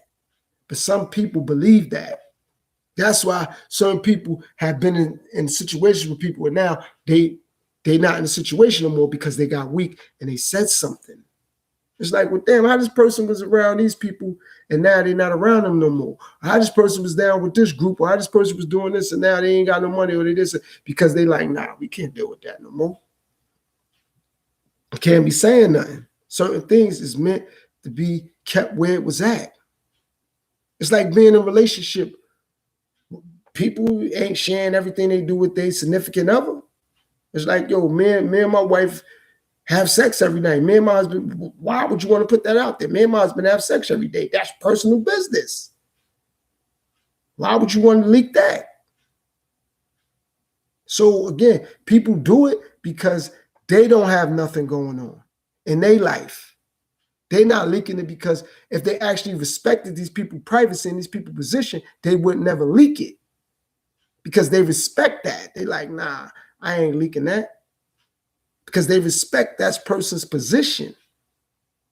So they would never say nothing. But a lot of people don't respect that and they bored in their own life. They ain't got enough action going on in their own life, so they say something. Because majority of the times, the people that's reporting it, they don't know these people directly. They know somebody that knows somebody that knows somebody that know them. So it's like 3 or 4 people connected. So it's like, okay, the person that probably told them, somebody probably told them that told them. You know what I'm saying? It's like, all right, well, this person that know the beautician, okay, well, the beautician told somebody that told somebody that told somebody else. The accountant told somebody that told somebody that told somebody else. Because they ain't directly dealing with that. Because they know if this information get back that they said something, they're going to lose that person's business. Now, I'm going to go here. Who's willing to lose someone's business because they ran their mouth? Who's willing to lose their job because they ran their mouth? Who's willing to be out of business with somebody because they ran their mouth? Now, 95% of people going to say, I ain't willing to risk that. That's why it never directly come from the person who said it. It comes from somebody else who told somebody else who told somebody else. It ain't directly coming from that person. So if a person is involved with an athlete, and it's like that athlete, like I said, their kids go to a certain private school. It's somebody else that got a little bit of bread or got some money, and their kids go to that school. Somebody that probably dropped them off, telling somebody else, well, you know, I'll be taking such and such kids to school. Oh, you do? And they'll go back and tell that to somebody else. And that person tells somebody else. And now with the internet, it's phone. Well, a source close to me told me this person's sick. A source close to me told me this person got this. This person gay. This person going broke. Or this person is cheating on their wife. It's like they don't directly know. Somebody's telling them. Because let's be realistic here. If they personally knew them, they would be so caught up in spending time with them and being around them, they wouldn't say nothing. That's why people who tight with these people that really be around them all the time, they ain't saying nothing. Because it's like, if I say something, I ain't going to be around them no more. Even when they doing things that may be breaking the law or things that ain't right or things they shouldn't be doing, they still ain't saying nothing. Because it's like, nah, but I'm around though. That's why a lot of people who do that, when they come out with books and memoirs, they got to get the person consent to put certain things in books, to put certain things in movies and all that. Because of what? They can get sued. Cease and desist. False advertisement. Putting out the wrong thing they shouldn't put out. Because that's still somebody's personal business you putting out. That's why a lot of people don't keep them positions like that, because they saying something. And like I said, it don't matter if people believe it or not. Just pay attention. Look around. Look how people was in the loop around people that got millions and millions of dollars. They ain't in the loop no more. Now they doing whatever to get money. Or now they doing whatever to be heard. Or now they doing whatever to get other people to say, I knew the industry was like that, or I knew this was like that. You didn't know. You don't have a clue. That person just telling you because they fell out of favor. That's why they telling you. I ain't been in or out of favor with people. I just been around. I get it. I've been around that block.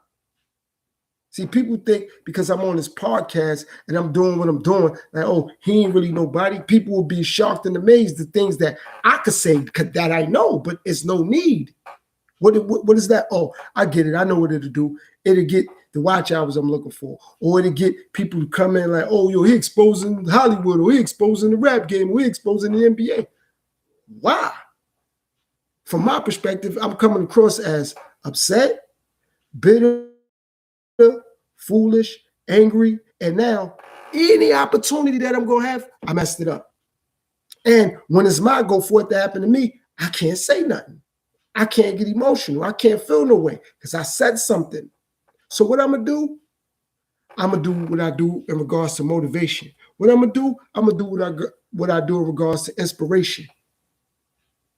But for me to come up there and expose, man, that's beneath me. I'm not mad at those who do, but I ain't on that because that's not going to change whatever the situation may be. So if people got to do certain things to keep status quo, that's their business. They comfortable with doing that. That's why I make videos about stuff like soul selling. Everybody's selling their soul on various different levels. It's people right now that got regular jobs. They don't want to get up the time they get up, and they don't want to wear a uniform, or they don't want to take rules and regulations. Are they selling their soul? So why am I going to get up here and say, yo, this movie star did this to get a movie contract. This rapper did this to get a rapping contract. This basketball player did that to be in the NBA. People doing things right now today that they don't want to do to get, have, sustain, or keep money, period. So what's the difference with the people who get millions? To me, I give them a little bit more respect because at least they're getting more money for what they're doing. Other people are looking, I wouldn't do that to get money. That's you. Some people wouldn't work at Mickey D's and flip burgers to get money. Some people rather work at Walmart and stock the shelves. See, it's a difference. It's a difference. Some people don't mind putting on a dress to get $5 million. Some people don't mind kissing another dude to get $2 million. Some women don't mind kissing other women to get $1 million, $500,000. That's dumb. Why people get so overwhelmed with that? Like I said, some people wouldn't flip burgers at Mickey D's to get $1. Some people wouldn't stock the shelves at Walmart. Two different situations, but the same scenario. It all boils down to what you're willing to do to get money. And I don't want to hear, I got to pay my bills. That's how the people who get millions of dollars look at it. They got to keep the mansion. They got to keep the yachts. They got to keep the caviar. They got to keep the champagne coming in. That's how they see it. They see it that way. They're not looking at it like, well, man, I had to lay up with a man. I had to lay up with another woman. They're not looking at it like that. They're like, man, my bank account say $30 million. Just like the people who work in those regular jobs, they say this, I can't wait till payday. How you think the people with the money feel? They can't wait till the check clear. So regular people get a pass for doing something they don't want to do to get money, but the people who got money, they don't get a pass? No, that's Illuminati rituals. No, it ain't. What you're doing is Illuminati ritual then, because you're doing something that more than likely you probably don't want to do to get that money. Same way you got bills, they got bills. They just got more bills because they got more things to pay for. Bigger house, more cars, more jewelry, more clothes. Like, what happened? But the notion of, only certain people can sell their soul. Stop it. Cut it out. Cut it out. No, that's not valid. If you doing something and not you and whoever's listening or people who watching the playback, I'm saying when people do things they don't want to do, is that selling their soul? And if so, then how are people calling out people that got money? That's why I said this is Q&A today. This questions and answers today. And I ain't letting nobody off the hook.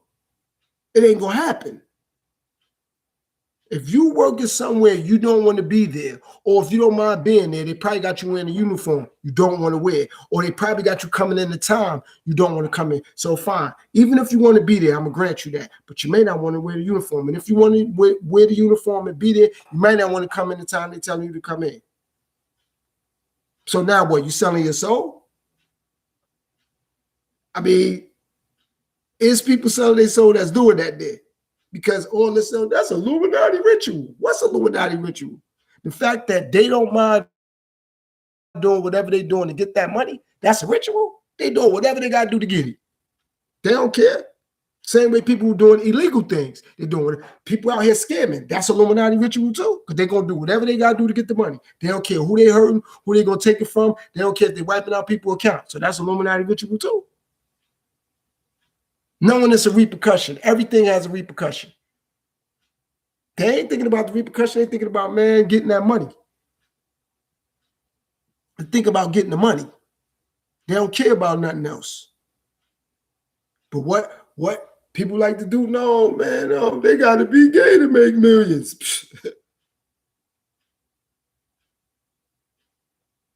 That's a man. He got to be with another man. You know how Hollywood is. You know how the music industry is. Nah, you don't know how it is. Are you in it? Have you been in it? Even if you've been in it for a year, even if you've been in it for 5 months, have you been in it to really know how it is? You work where you work. Well, that's how the burger industry go. Mickey D's got you flipping burgers and dealing with hot grease all day. And possibly that food could give people high cholesterol. Possibly the drinks and all that could give people diabetes. So that's Illuminati ritual too. You're getting people sick to make money if you work at Mickey D's or you work for these companies out here. Just saying. Since the gloves comes off when it comes to celebrities and athletes and actors and fashion people, they don't get no respect. They don't get no privacy. They all puppets. They all listen, all that. But how are regular people that's on a lower level, on a financial bracket, way lower, how they not puppets? A wise man once told me this when I was getting into the music business. Broke people with no sense listen to millionaires. Millionaires listen to billionaires. Billionaires are brainstorming on how to keep the broke people broke, how to keep the millionaires working for them. I'm going to say that one more time. A wise person once told me when I was getting into the entertainment or the music industry, broke people with no sense listen to millionaires. Millionaires listen to billionaires. Billionaires are trying to find ways to keep millionaires listening to them, and the millionaires are trying to find ways to keep the broke people listening to them. Now what? And that's not fabricated. And I'm not making that up. That's 100% facts. 100% facts. That's why everybody won't get money, won't have money, won't be successful. Because they're not willing to make the sacrifice and make the transition to make the sacrifice. But when other people do it, no, they got to be a puppet.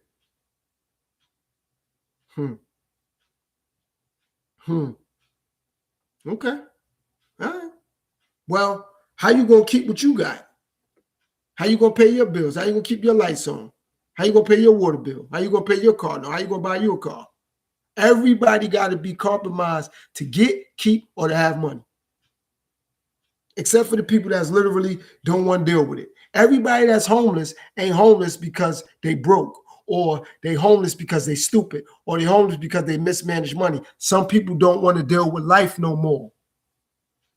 They don't want to deal with it no more. They don't want to worry about paying for rent, life insurance, car note, taking care of kids, paying bills. They just don't want to do it. I've been homeless before. I've had those conversations. Like, man, nah, it ain't that I'm homeless because I wanted to be homeless. I just didn't want to deal with what come with the headaches of life. And some people may call that weak. Oh, they gave up on life. They don't want to deal with it. Some people get tired of living how they live, and they just don't want to pay rent no more. They don't want to keep doing the same thing they was doing when they was younger. Now they get old. They don't want to do the same thing for 40, 50 years. Some people don't look at life like that. Like they've been living in apartments their whole life. Some people don't want to do that. Some people don't want to just pay rent, pay light bill, pay a gas bill, and take care of their kids and die. Some people don't want to live like that. Some people like, man, nah, I want more. I want to travel the world. I want to own things. And some people like, man, I can't do that. I'm good. And they drop out of life. Some people say they weak. Some people step over them. They homeless. They bums. But when people that got the money in the status quo, they puppets. They're Illuminati sellouts. So what about the regular people on a lower level? What are they? They ain't even Illuminati puppets. They just broke, ignorant people that's still doing the same thing for the same old people. Yeah, I got to go there because how people going to call somebody that's doing what they deem the right thing for money? I can't tell nobody the right or the wrong thing to do for money, whether it's illegal or legal. I can't tell. They gonna figure that out because repercussions that come with that. I ain't a judge. I ain't the police. I ain't the law, and I ain't God. But people like to judge me. Well, they're a puppet. For real. All right. Okay. All right. And I ain't talking about people who do it. And I'm not bigging up celebrities. I'm speaking about the whole overall situation. The whole overall situation. So I'm not mad at those who got content or speak about it. Do you get the money, get the bag. Get the bag. I'm just saying, how are they sellouts? How are they puppets? And people that's doing regular jobs that they might not want to do. They might not want to do it, but they're doing it. But when they do it, it's an issue. But when regular people do it, it ain't a problem. Getting up early in the morning, I gotta be at this job at 6 o'clock in the morning. They're not letting me get off till 3 o'clock this afternoon. They ain't sweating it. I gotta pay this rent. I gotta buy me some food. I gotta pay this light bill. But when the people that got millions of dollars is doing it, no, they're sellouts. They're this, they're that. For real, they are. Okay. I ain't know that. I ain't know that. And again, another question I got, why when people do what I'm doing right now, certain people do what I do, it's so offensive. It's so personal. This ain't personal. It's just what it is. It's just what it is. That's it.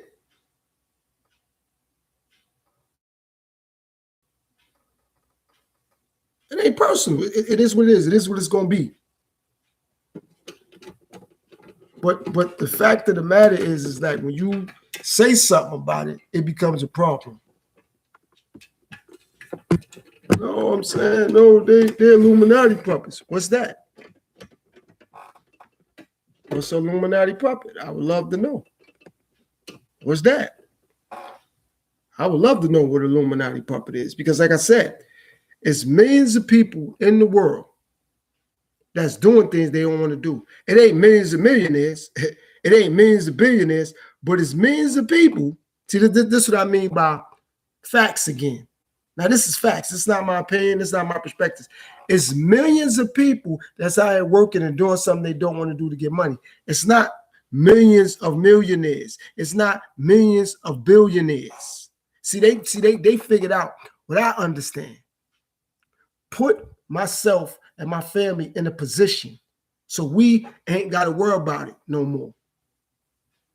People that are like, oh no, they this, they that. Okay. How long you gonna be working for somebody else? How long you gonna be getting up working for other people? And you don't see that or deem that as something funny style? How long you gonna be doing that? That's that. When you say something, people do double looking at you now. They side-eyeing you now. They're getting frustrated. They sucking their teeth. They side-eyeing you instead of like, you know what? I ain't really look at it like that. But they're Illuminati puppets. Like I said, when I do these lives, I got a lot of things that is relevant that I'm going to bring. I'm just really laying on the fact till I get monetized to really, because this is just a preview of how I'm going to be going in. This is just a preview of it, because I done been through a lot in my life, and I done experienced a lot, and I done rubbed shoulders with a lot of various different scenario situations and industries throughout my life. And I'm never going to expose people, but I'm going to expose facts within situations and circumstances when you get in certain industries in life, though, because that's relevant. That's relevant. Like I said, how you working somewhere, you probably don't want to work there. 80% of people that's at jobs don't want to be there. 80% of people that's even doing careers, they don't want to be there. But what they thinking about, what the Illuminati so-called puppets is thinking about, getting paid. Majority of people say this, I can't wait till payday. That's what the quote-unquote Illuminati puppets is saying. They can't wait for the check to clear. But they get called puppets for that. They get called sellouts for that. People at a job right now, they don't like their job. They don't like their boss. They don't like their coworkers. Why they ain't quit? Why they ain't quit? Why they ain't quit? They don't like their job. They don't like their boss. They don't like their co-workers. Why they ain't quit? Why they ain't like, man, I'm leaving this job. I'm out of here. I don't want to work here no more. Why they ain't quit? The same way the Illuminati puppets ain't going, they ain't trying to mess up that contract. Same way when people go fill out a job application, they looking at it as an application. That's a contract. See, that's what I mean by now, but just start getting it in. That's a contract. Some people say it's an application, no, it's a contract. Because now you got to abide by those stipulations of that so-called application. You got to abide by that. Or you could be terminated. Or you will forward some of your pay or some of your money. It's people at jobs, like I said, they don't like their boss, they don't like the job, they don't like coworkers, or they don't get along with their boss, so they don't get along with coworkers, but they still in. They ain't leave. Why they ain't leave yet? They ain't leave yet. They still in. Why they ain't break out yet? Why they ain't like, yo, I'm out of here, man. I don't want to be here no more. I don't want to do this no more. They ain't leave. Same way the Illuminati puppets is still doing what they doing. They thinking about the money. They can't do that though. But the regular people that's out here doing regular jobs, they can think about paying their bills. They can think about doing whatever it takes to feed their family. But the quote unquote Illuminati puppets can't do that though, without being called something. You know what I'm saying? Like, come on, man. Like what everybody be saying, make it make sense. Oh, to Illuminati puppets, it makes sense. That's why they making dollars. Makes sense, don't it? Now make dollars. Cents turn into dollars. See, they making it make sense. They making dollars out of it. But the people that's like, oh, no. See, to me, and now this is not a fact. This is how I say it. To me, that's just hate, jealousy, and envy. Because people ain't in their position. So they're going to say, oh, they puppets. Who ain't doing something they don't want to do to get money? I'm on here right now, even though I'm spitting facts about some of the things I'm talking about. I'm still on here now to get my watch hours up, to get monetized, to start getting what? Money. See? I'm just going to be honest about it because I ain't got nothing to hide. I ain't going to front it off. Like a lot of people just front it off. That's why a lot of people, quote unquote, be mad at them Illuminati puppets because they ain't fronting it off. They're like, oh, I got to put on a dress. Let me get that. When you said that check going clear, that's that. And it's not stopping people from listening to their music. It's not stopping people from watching the movies. It's not stopping people from consuming their products. That's how I know it's hate, jealousy, and envy. Because if you really felt the way, just leave it alone. You ain't got to, other people going to support it. You ain't got to do that. Same thing with being on the internet. If you don't like what people say, what people doing, you ain't got to worry about it. Ignore it. Ignore it. You ain't got to contribute to it. That's why I use my quote now. And that's thanks to somebody that support me. They literally didn't say what I say, but the fact that they had to put me up on game, that people be watching me from the bushes, or people watch videos and they won't say nothing, or they're gonna have an avatar. So I say this to those type of people: if my videos ain't for you, don't recommend, not interested, and unsubscribe. Because I get it. Because I get it. I get it. If you deem that person a puppet or a sellout or whatever, why you still worrying about what they do?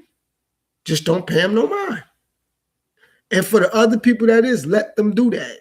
People like to do that too, speak for other people. It's like if somebody's doing the right thing or somebody being productive and positive, people that ain't on that way gonna say, nobody don't want to hear all that. Speak for you. Don't say nobody, say you don't. Say, I don't want to hear. That's why I speak for me. I can't speak for 4, 5, 6, 7 people. Because now I'm trying to influence other people's decision making. But people like to do that. I'm saying, oh, if somebody making music and they making productive, positive music, nobody want to hear that. Speak for you. Say, you don't want to hear that. If somebody in a relationship and dude want to be faithful to his woman or homegirl want to be faithful to a man, that's them. You ain't got to be like, well, I ain't going to never be faithful to these dudes. They ain't worth it. Man, I ain't never get married. These chicks going to set you up and take all your money. That's how you see it. But don't influence somebody to do what you want them to do. Let them decide for themselves. But that's another thing people like to do. People like to push what they want on people. Yeah, I know relationships could be better, but I'm not going to get on here and tell somebody don't do something. I'm going to give them reasons why they shouldn't do it, but I ain't going to say don't. This is why relationships are not working. This is why people end up in divorce. You know what I mean? Not, yo, don't get married. Yo, the system is against you. Nah, you got to make wise decisions. If you're going to get married, you got to get married for the right reasoning. But just to be like, yo, don't get married. Like, nah, got to get married for the right reasoning. Got to be in a relationship for the right reasoning. And I done broke that down. Turn lust into love. Turn love into loyalty. Turn loyalty into longevity. That's how that go. Turn pain into prosperity. Turn prosperity into priorities. So you prioritize prospering.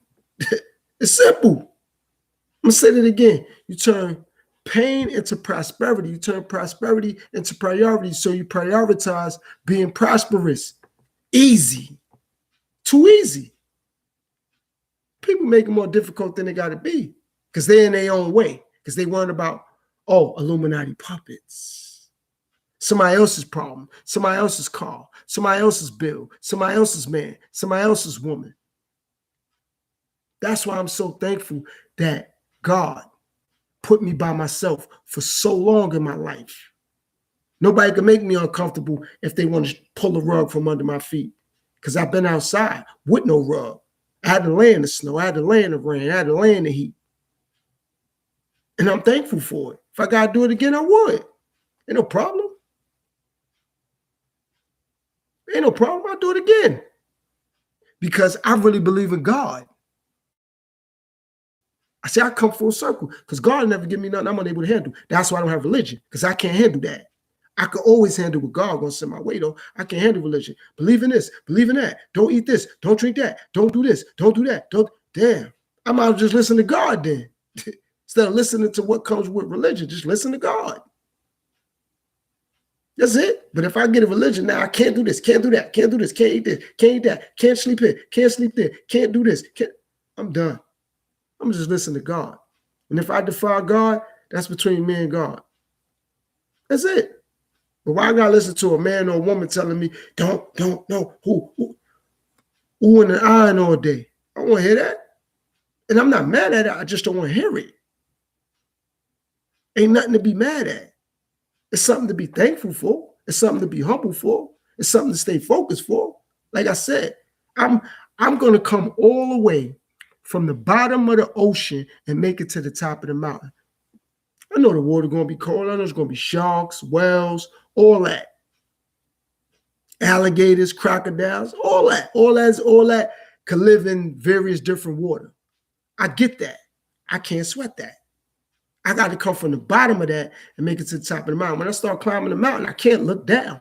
It's down for a reason. It's in back of me for. I got to keep climbing. I know I'm going to get blisters and scabs and cuts and scrapes. So I got to get to the top of the mountain. And it ain't getting there to say, see, I'm here. I made it. It's to make it there because there's something there. That's why I respect the late, great Dr. Martin Luther King. He made it to the top of the mountain and seen what? The promised land. Whatever that was to that man. Whatever that was to that man. But ain't nobody question, well, Dr. King, what was at the top of the mountain? They respect the fact that he got there. Sister Winnie, what's going on, sister? Thanks for tapping into the live stream. This is one of my spiritual sisters tapping in, everybody. Sister Winnie, God bless you and your family. You stay healthy and your family, sister. All right? Please stay healthy. God bless you and the family. And thanks for tapping in. I highly appreciate it. And also, Sister Winnie, thank you for all your support, all your love, all your feedback, all your comments, and helping me grow as a content creator, helping me grow on this space and in this place in YouTube, and, keeping the correspondence coming, helping me get to 1K. I appreciate you, and I appreciate that. I really do. Thanks a million. I'm not fully monetized, but I'm working on it. Nah, I appreciate it, sister. I really do. I appreciate it. But yeah, like I was saying, so like the late great Dr. King said, I seen the promised land. I made it to the top of the mountain. Ain't nobody questioned what was there. They just like he made it to the top of the mountain. The man seen the promised land. That's what's going on. So I'm gonna come from the bottom and the depths of the ocean. I'm coming from deep as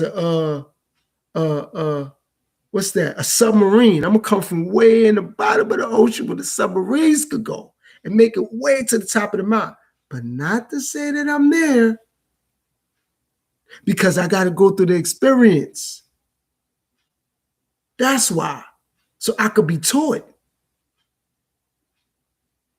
So I could be taught.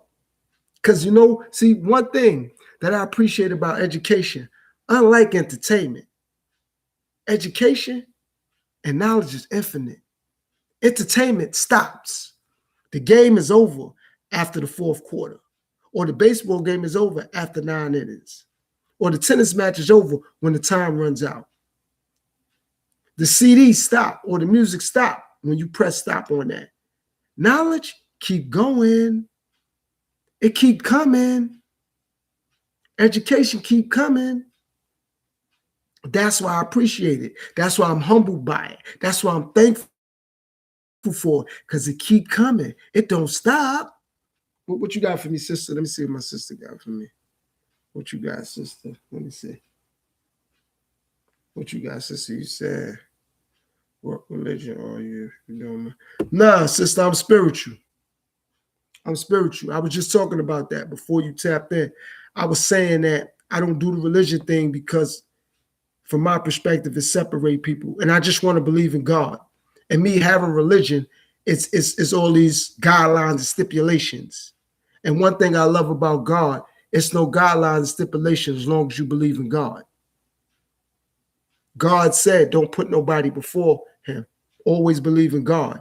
And a lot of people out here nowadays, they be going off what the reverend, the deacon, the pastor, the pope, and all these people saying. And I'm not knocking none of those people, but I don't need none of them to get the word of God, though. I don't need none of them people to get that. And long as people believe in God, it really don't matter. And another thing, God don't want nothing from you. He just wants your soul and your spirit. That's it. These other people, these other entities, they want money. You got to pay to pray. See, when I deal with God, I don't want to have to pay to pray. I just want to pray.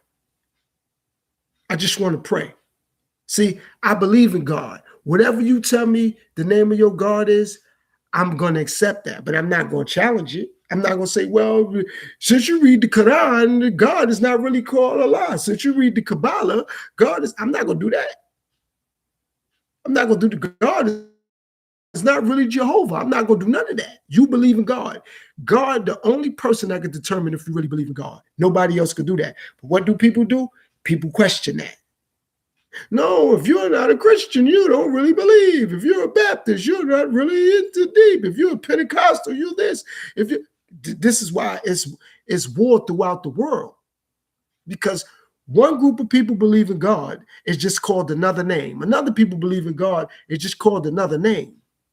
That's like saying my mother and my mom. That's still a parent. Somebody just saying mother, somebody just saying mom. Somebody just saying dad, somebody just saying father. Same thing. Same thing. Same thing. But this is what people do. Oh no, you can't really believe in God because you wouldn't do this.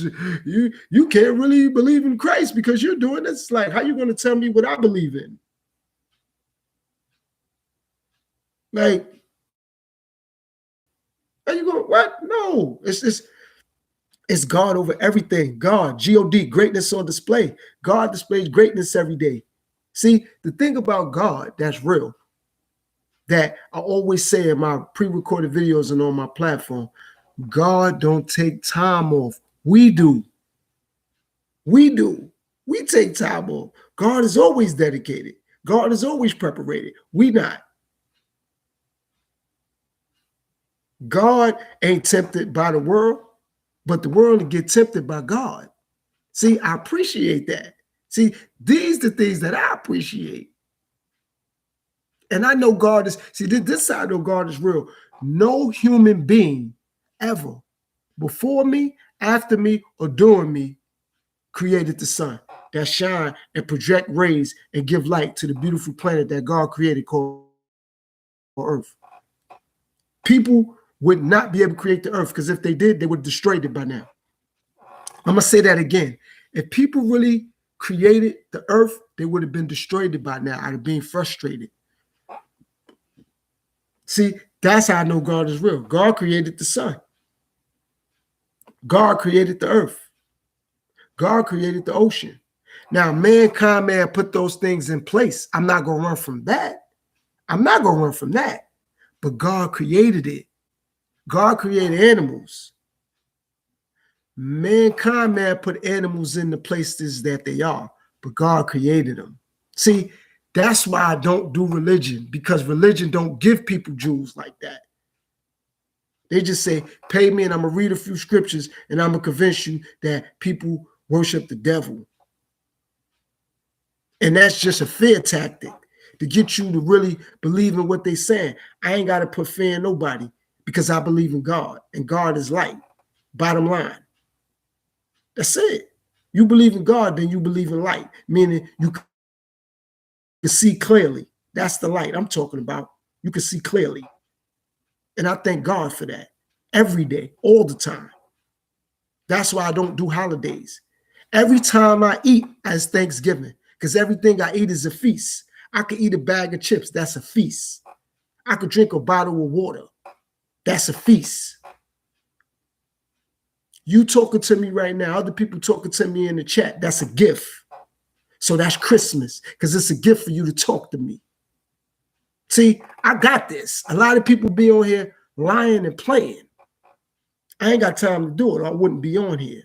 And now that I'm close to reaching monetization, when I do what I do, people going to respect it. People going to accept it. Because for one, they're going to sense the sincerity. For two, they're going to want to come back for the knowledge and the information and the inspiration. Because I know how to touch a nerve. I'm not saying before I was halfway to monetization, I was playing. But I was putting out limited information to seeing who really was on board with the information that I had. And now I know who's really on board. So when this thing get to where it got to go, I already know who's going to be all on board. And I already know who's going to be looking over the deck like, I'm about to get off this boat in a minute. And I'm going to tell them, God bless you. Be careful. Anybody that know me, anybody comment section or chat I be in, I be telling them, God bless them, stay healthy, stay safe. They ain't going to never catch me saying something I shouldn't say. Why? It ain't because I'm on the internet, because I have nothing negative to say towards anybody except for myself. I'm to blame for my misfortunes.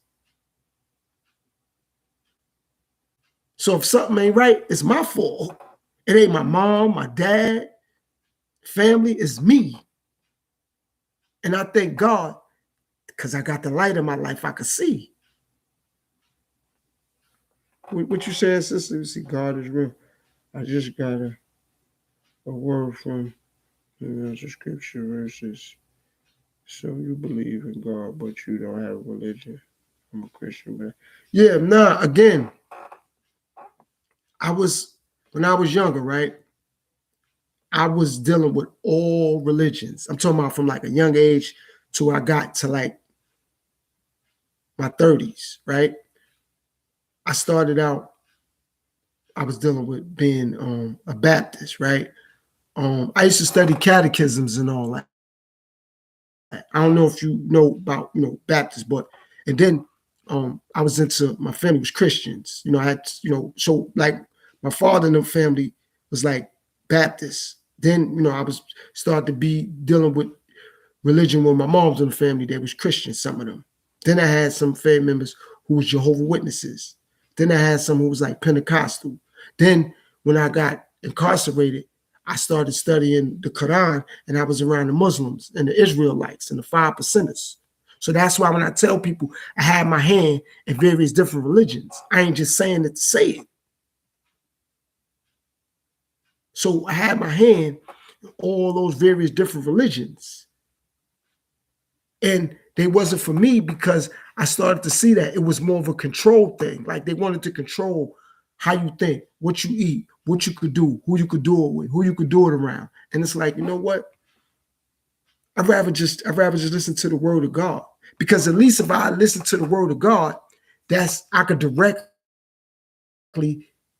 obey the word of God. And I ain't got to worry about having a conflict with somebody based off religion. I could just listen to the word of God and run with that. Be like, you know what? Now I'm gonna just run with the word of God and just leave it there,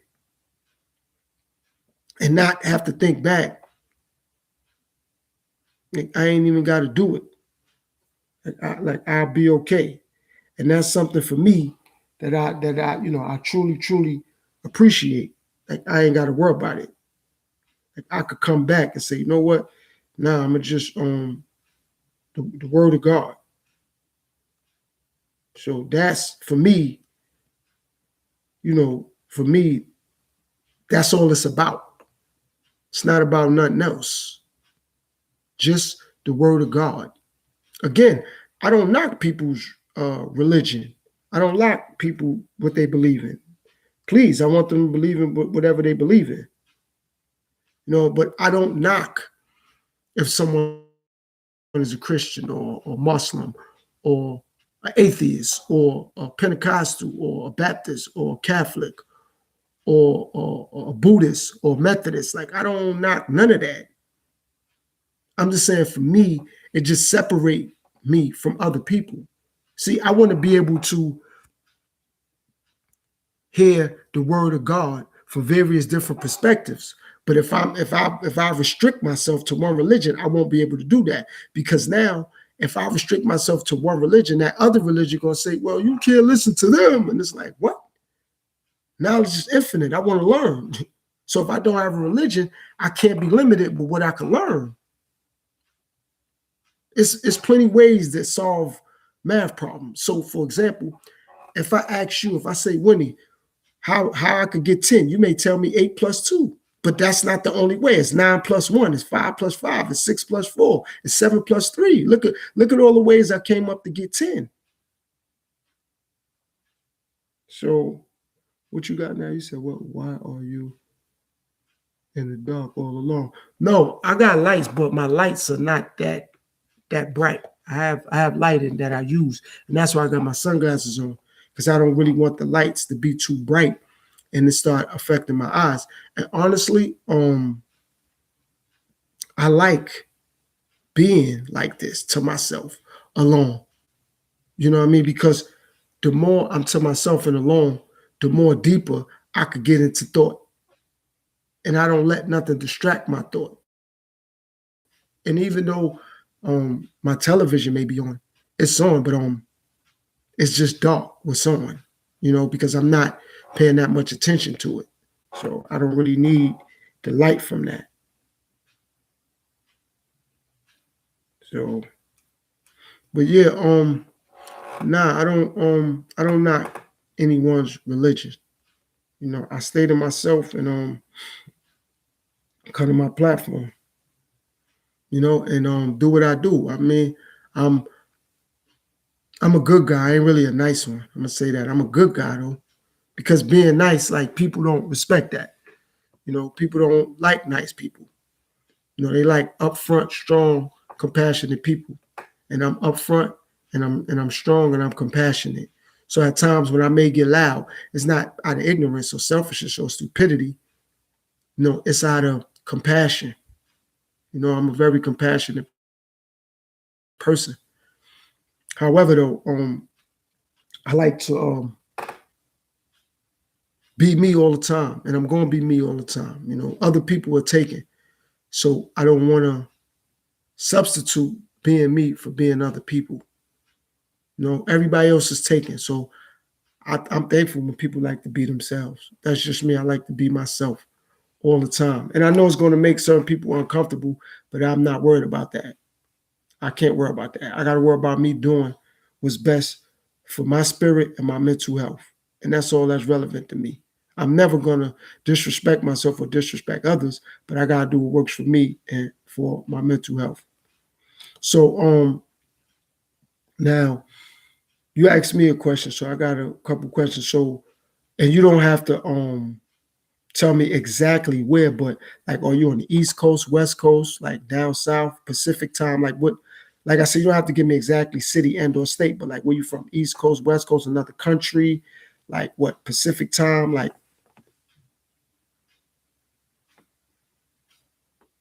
oh, East Coast? Okay. All right, that's cool. All right, at least you're from the East Coast. So we on the same time. That's good. All right. So now at least I know when you tap in. Um Also, are you new to my platform and my channel? Like, are you new to my platform and my channel? Okay, so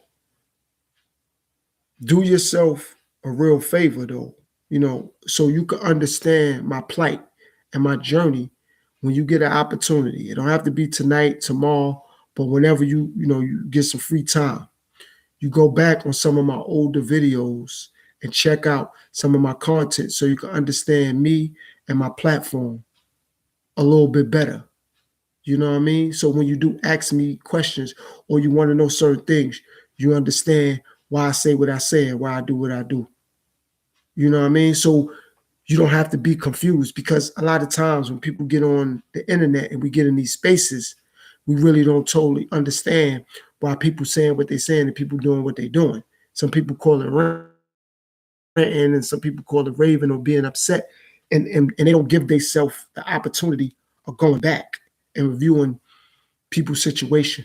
So if you go back and review the situation, some of my videos and my older content, you'll understand where I'm at and what I'm doing. And I'm gonna be going live a lot more now because I'm halfway to being monetized and I got to get my watch hours together. Like I said, I drop pre-recorded videos, but I got to get back going live to get my watch hours together. Today I did a Q&A. I put some questions out there. I had my sister in the chat, Carla, and I had my brother, Willis, in the chat, and I was speaking with them, asking them some questions, and they was considerate enough to give me some feedback.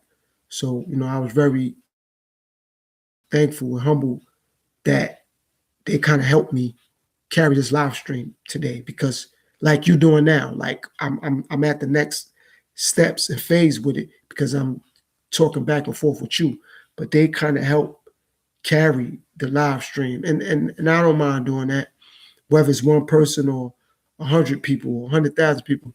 I mean, I know how to conduct a conversation with various different people. You know what I mean? And that's another thing, when you keep God first, God will teach you how to be diverse and adverse. Because for you to have to deal with prosperity and adversity, you got to be diverse to do that. So I understand that. Let me see what you said. You said, well, you made my day so much. But well, I appreciate that. I appreciate that. And this is why I do what I do. I want to make people days better. I want to make people lives better. I want to make people understanding that when you on YouTube, because I'm not on Instagram, I'm not on Facebook, I'm not on Twitch, I'm not on Snapchat, but I want people to understand when they come across my platform, this is what I want people to do, able to feel better about their situation or their circumstances. And I have I have a healing experience. So, if you ever want to, talk to me on a one-on-one, you can email me and I'll set up a Zoom conference, and then we could speak from there. Obviously, if you're willing to do that, we do that. You can't use the avatar though. That's the only thing. You would have to, display yourself. You know what I'm saying? And not only for yourself, but for anyone else. That's all. No, I'm not saying you can or you can't. I just put that out there for new people that, tap into my platform. No, you don't have to. I'm just putting it out there. I'm just putting the information out there. Again, you don't have to do anything. But that's good though. You saying I made your day. Okay, but I'm saying if you email me, that's what it would be about. You know what I mean? The only way you're going to be able to talk to me really directly, because some people that watch my platform and my videos, they don't say nothing in my comment section. They'll like my videos and stuff like that. But when they email me, it's for me to deal with them on a one-on-one.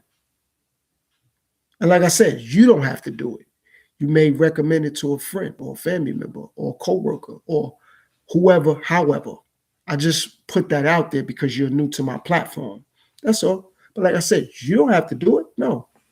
Nobody don't have to do anything they don't want to do. I just put the information out there for people like yourself that's new to my platform. That's all. So only email me if you try to take me up on what I said. That's the only reason you email me. Because I really don't do over the phone like that. I do Zoom. That's how I set up what I do. Okay, so what would you email me about?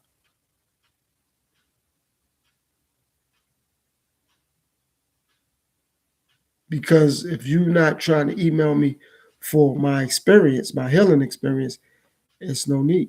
You could just tap in with me on my videos and on my live streams. That's all. And I'm thankful and I appreciate that. About what? My healing experience? Yeah, but I only do that via Zoom though. I don't do it no other way. I don't, like I don't do it just over the phone. I just do it via Zoom. That's it. You know, until I'm able to expand a little bit better. That's what I have right now to my disposal is Zoom. That's it. So, and all the information is confidential. And also too, it's a disclaimer and a waiver that comes with that. So all the information is kept private and secret. So that would be something else as well. So that's why the Zoom conference call is important. Like I said, I don't just do it over the phone like that, because that's not, first of all, that's not the way to speak to someone. You know, when I'm doing it the way I'm doing it, I need the person to be, first of all, they got to have time. Second of all, they got to be secluded and private, because whatever they talking to me about, I don't want someone else to know. Meaning, they could be home. They might not want their husband or their wife or their kids or, what family members. Like when I do it, I'm gonna make sure that I'm private. I'm gonna make sure that nobody's around me. I'm gonna go in my little office space and talk to them privately. You know what I mean? Because whatever people typically will email me about is private.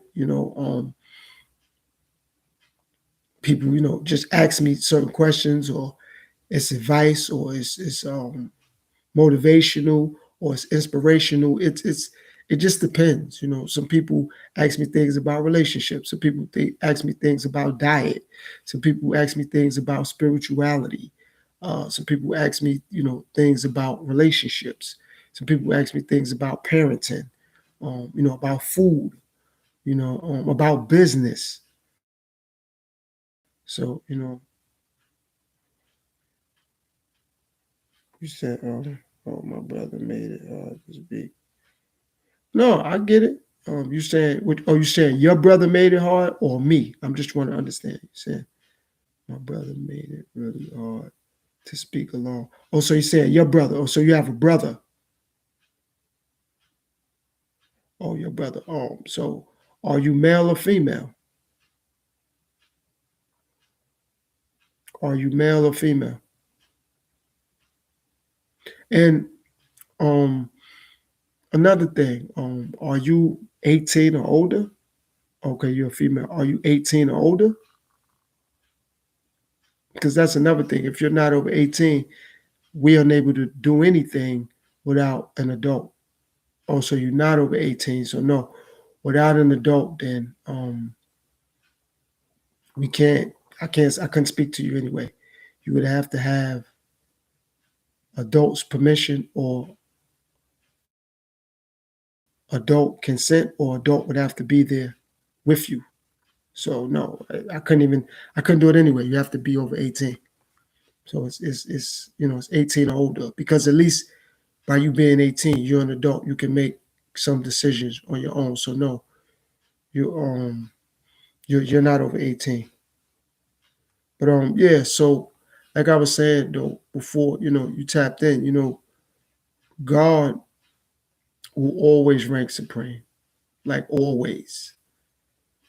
So if you have faith in God, you keep your faith in God. You always believe in God. It doesn't matter what people are going to tell you, and don't allow people to control you with fear, like to try to scare you.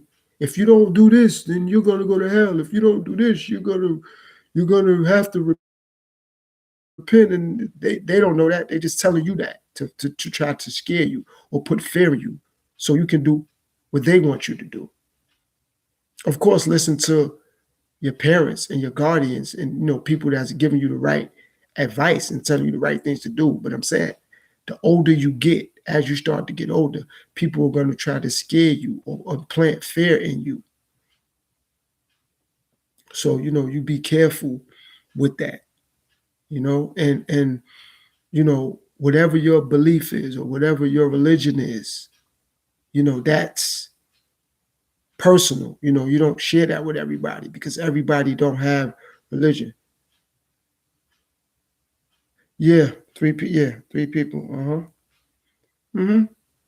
Yeah, no, I have people that watch, like I told you, and don't say anything. Like, and I know that, like, because it's people that I always tell people, there's people that watch my videos and they just watching it for information.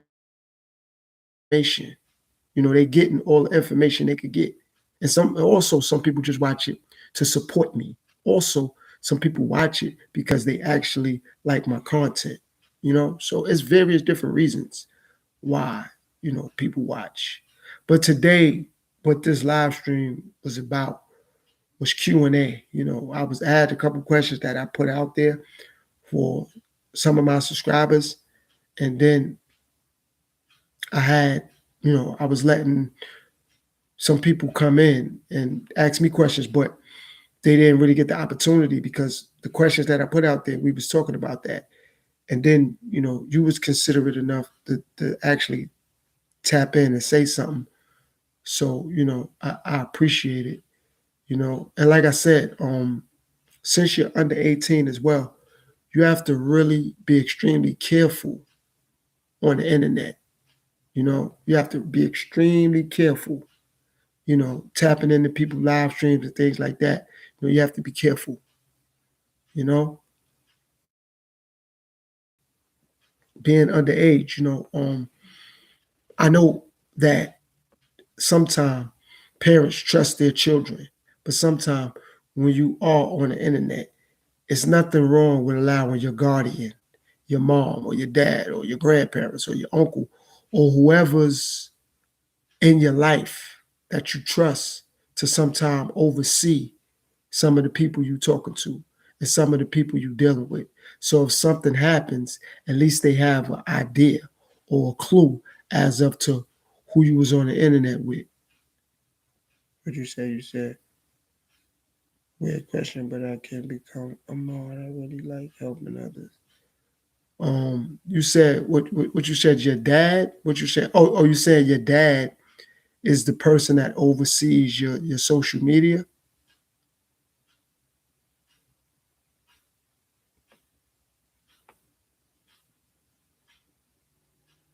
Like I don't want to. I'm so your dad what? I don't understand what you're saying. I read the first question about being a mod. Honestly, it's not that I don't want you to be a moderator. I have to get to know. I have to get to know you better. You said you don't tell your dad. Well, If you're under 18 years old, someone that you trust or believe needs to sometime have a clue or an idea of who you interacting with on the internet, because you don't know who's who on the internet. That's what I'm saying. So before you just be so friendly, which is nothing wrong with that, and talking to people, I'm saying you still need to have some sort of guidance or somebody overseeing what you do when you're on the internet. Like I said, it don't have to be all the time, but sometimes, because if something happened, at least they kind of have a clue or idea who you was talking to, who you was dealing with, because you're not of age yet. And I'm only telling you that because I have children and I would want someone to tell that to my children or help my children. Oh, see, when you do abbreviations, I don't really know what that means. What you say? You say, oh, what? See, I'm a little older, so I don't really get abbreviations. Now, what you saying?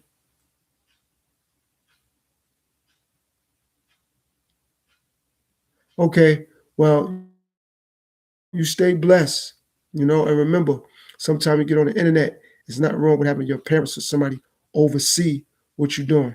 And I appreciate you subscribing. You stay blessed. Yeah, so like I was saying, though, this has been a beautiful live stream. All right, you take care of yourself and remember, you try to have your guardian or your or adult or somebody you trust and believe in always try to look after or over what you're doing when you get on the internet. That's very important, okay? You stay blessed now. Okay, so like I was saying, before I shut the live stream down, I want to thank my brother Willis. I want to thank Carla and everybody overall for the love. I appreciate it. Everybody who tapped in and has tapped in. I'm gonna have to change the caption on this live stream. But this was a real good live stream. I appreciate everybody for tapping in and showing the love they showed. And I want to thank everybody overall again for their commitment, for the feedback. Thank you, Carla. Salute to my brother Willis. I appreciate you. Thanks for tapping in, bro. Let me see who else did anybody else tap in though before I get up out of here.